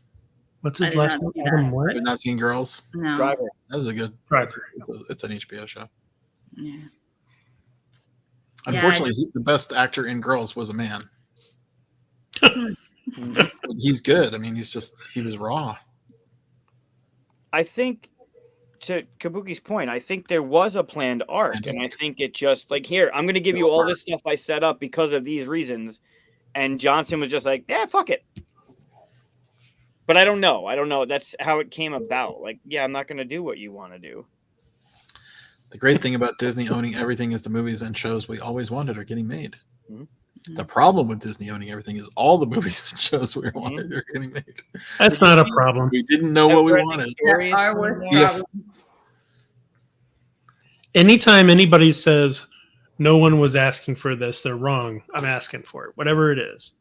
If it comes out mediocre, fine, whatever. But at least there was a chance. There was something, you know. Mm-hmm. Yep. So, all right. Well, we've gone pretty long, 3 hours. That's a little over for us, but fun. Yeah. Thanks for coming on the show and having some fun with us. No problem. Thanks for having me. Let's see. Anything people need to look out for BGG? Those people that have hung out with us for 3 hours. You said you have a new podcast coming up. Yeah, BoardGameGeek.com. I don't know where the podcast will be, but it will probably be BoardGameGeek.com/podcast. But it'll also be on that platform, which basically puts it on everything, so you don't have to do it. I put it on Spotify. We used to actually have to distribute that ourselves back in the day. Yeah, it should be fun. Candace, do you know Candace? Yes. Candace. We met her at the gathering. Well, she's full-time BG now. Yeah. Oh, nice. Yeah. So she's super exciting. She's been on the show. Oh, has she been on the show? She was one of her guests. One of the guests at the gathering. We pull everybody in to be like, we did the lightning round with Chris, and she was on it. Well, she's infectious. Yep. And she loves talking about games and stuff. So she's doing some BGG stuff, and podcast is one of them. Nice. So, cool. And I'm the first guest on the show. Unfortunately, it's not as fresh content as it might be because it's the same thing we did tonight. But oh no! But it's all her stuff too. So I mean, it's not. It'll be different. Yeah, I did my homework, but I did it for a different show. Unfortunately, well, fortunately, unfortunately, I don't know. Anyway, that's like taking a paper you did for English and using it for history class. Exactly. Same. Love it. Love a Matt Herman interview. I've not watched Matt Herman interview. Which one is the Matt Herman interview? I might be. So she does an interview show where she interviews designers. That's fun to watch. There's a lot of stuff in this industry that sort of gets overlooked because everybody's kind of chasing the Kickstarter thing. Yeah. So it's hard to know anything really about what's going on with. Give me enough new plastic stuff. So she's doing fun projects like that, and then they're going Essen, of course. Mark Herman, that's right. Yeah, Mark Herman is a board game designer. But I think that we'll leave it there. All right. Well, thanks for coming on. Yeah, and then before we log off, we should mention that QsCon is this week. QsCon. Where's QsCon? Syracuse. It's the one I put on. Oh, Syracuse. Okay. Did Lance come out last year? Yeah, he did. Okay. We're going to get you to come out next year? Maybe. Cool. Syracuse is cold. Oh, no, it's not cold yet. No, it's nice. It was a little cold today. It's not that bad. And it's beautiful this time of year with the leaves changing and everything. I bet. We could use a little cold, dog. It's still like 90-something. Crazy hot. It's like second summer. Yeah. We thought we were there. We thought because it was like dipping down into the high 70s, low 80s. And we're like, ooh, this could be a good year. No. Here's a bunch of heat. Too hot. Yeah. Yep. All right. Well, thanks everybody for watching. We're going to run over to our Discord and chat a little bit after that. Ollie, you're welcome to come along if you want. Sure. Send me a link and all. The link is in the Discord. I'll send you one. So Alan, just pack a hoodie or two. You'll be okay. Yeah. And thanks for watching, everybody. Pack a hoodie. Yeah. Thanks. Oh, Micah almost hit the wrong button. that was so great. Close. I almost just left you guys hanging. You'll get there. I've done it before, but yeah. All right. Thanks for watching, everybody. Okay. Bye.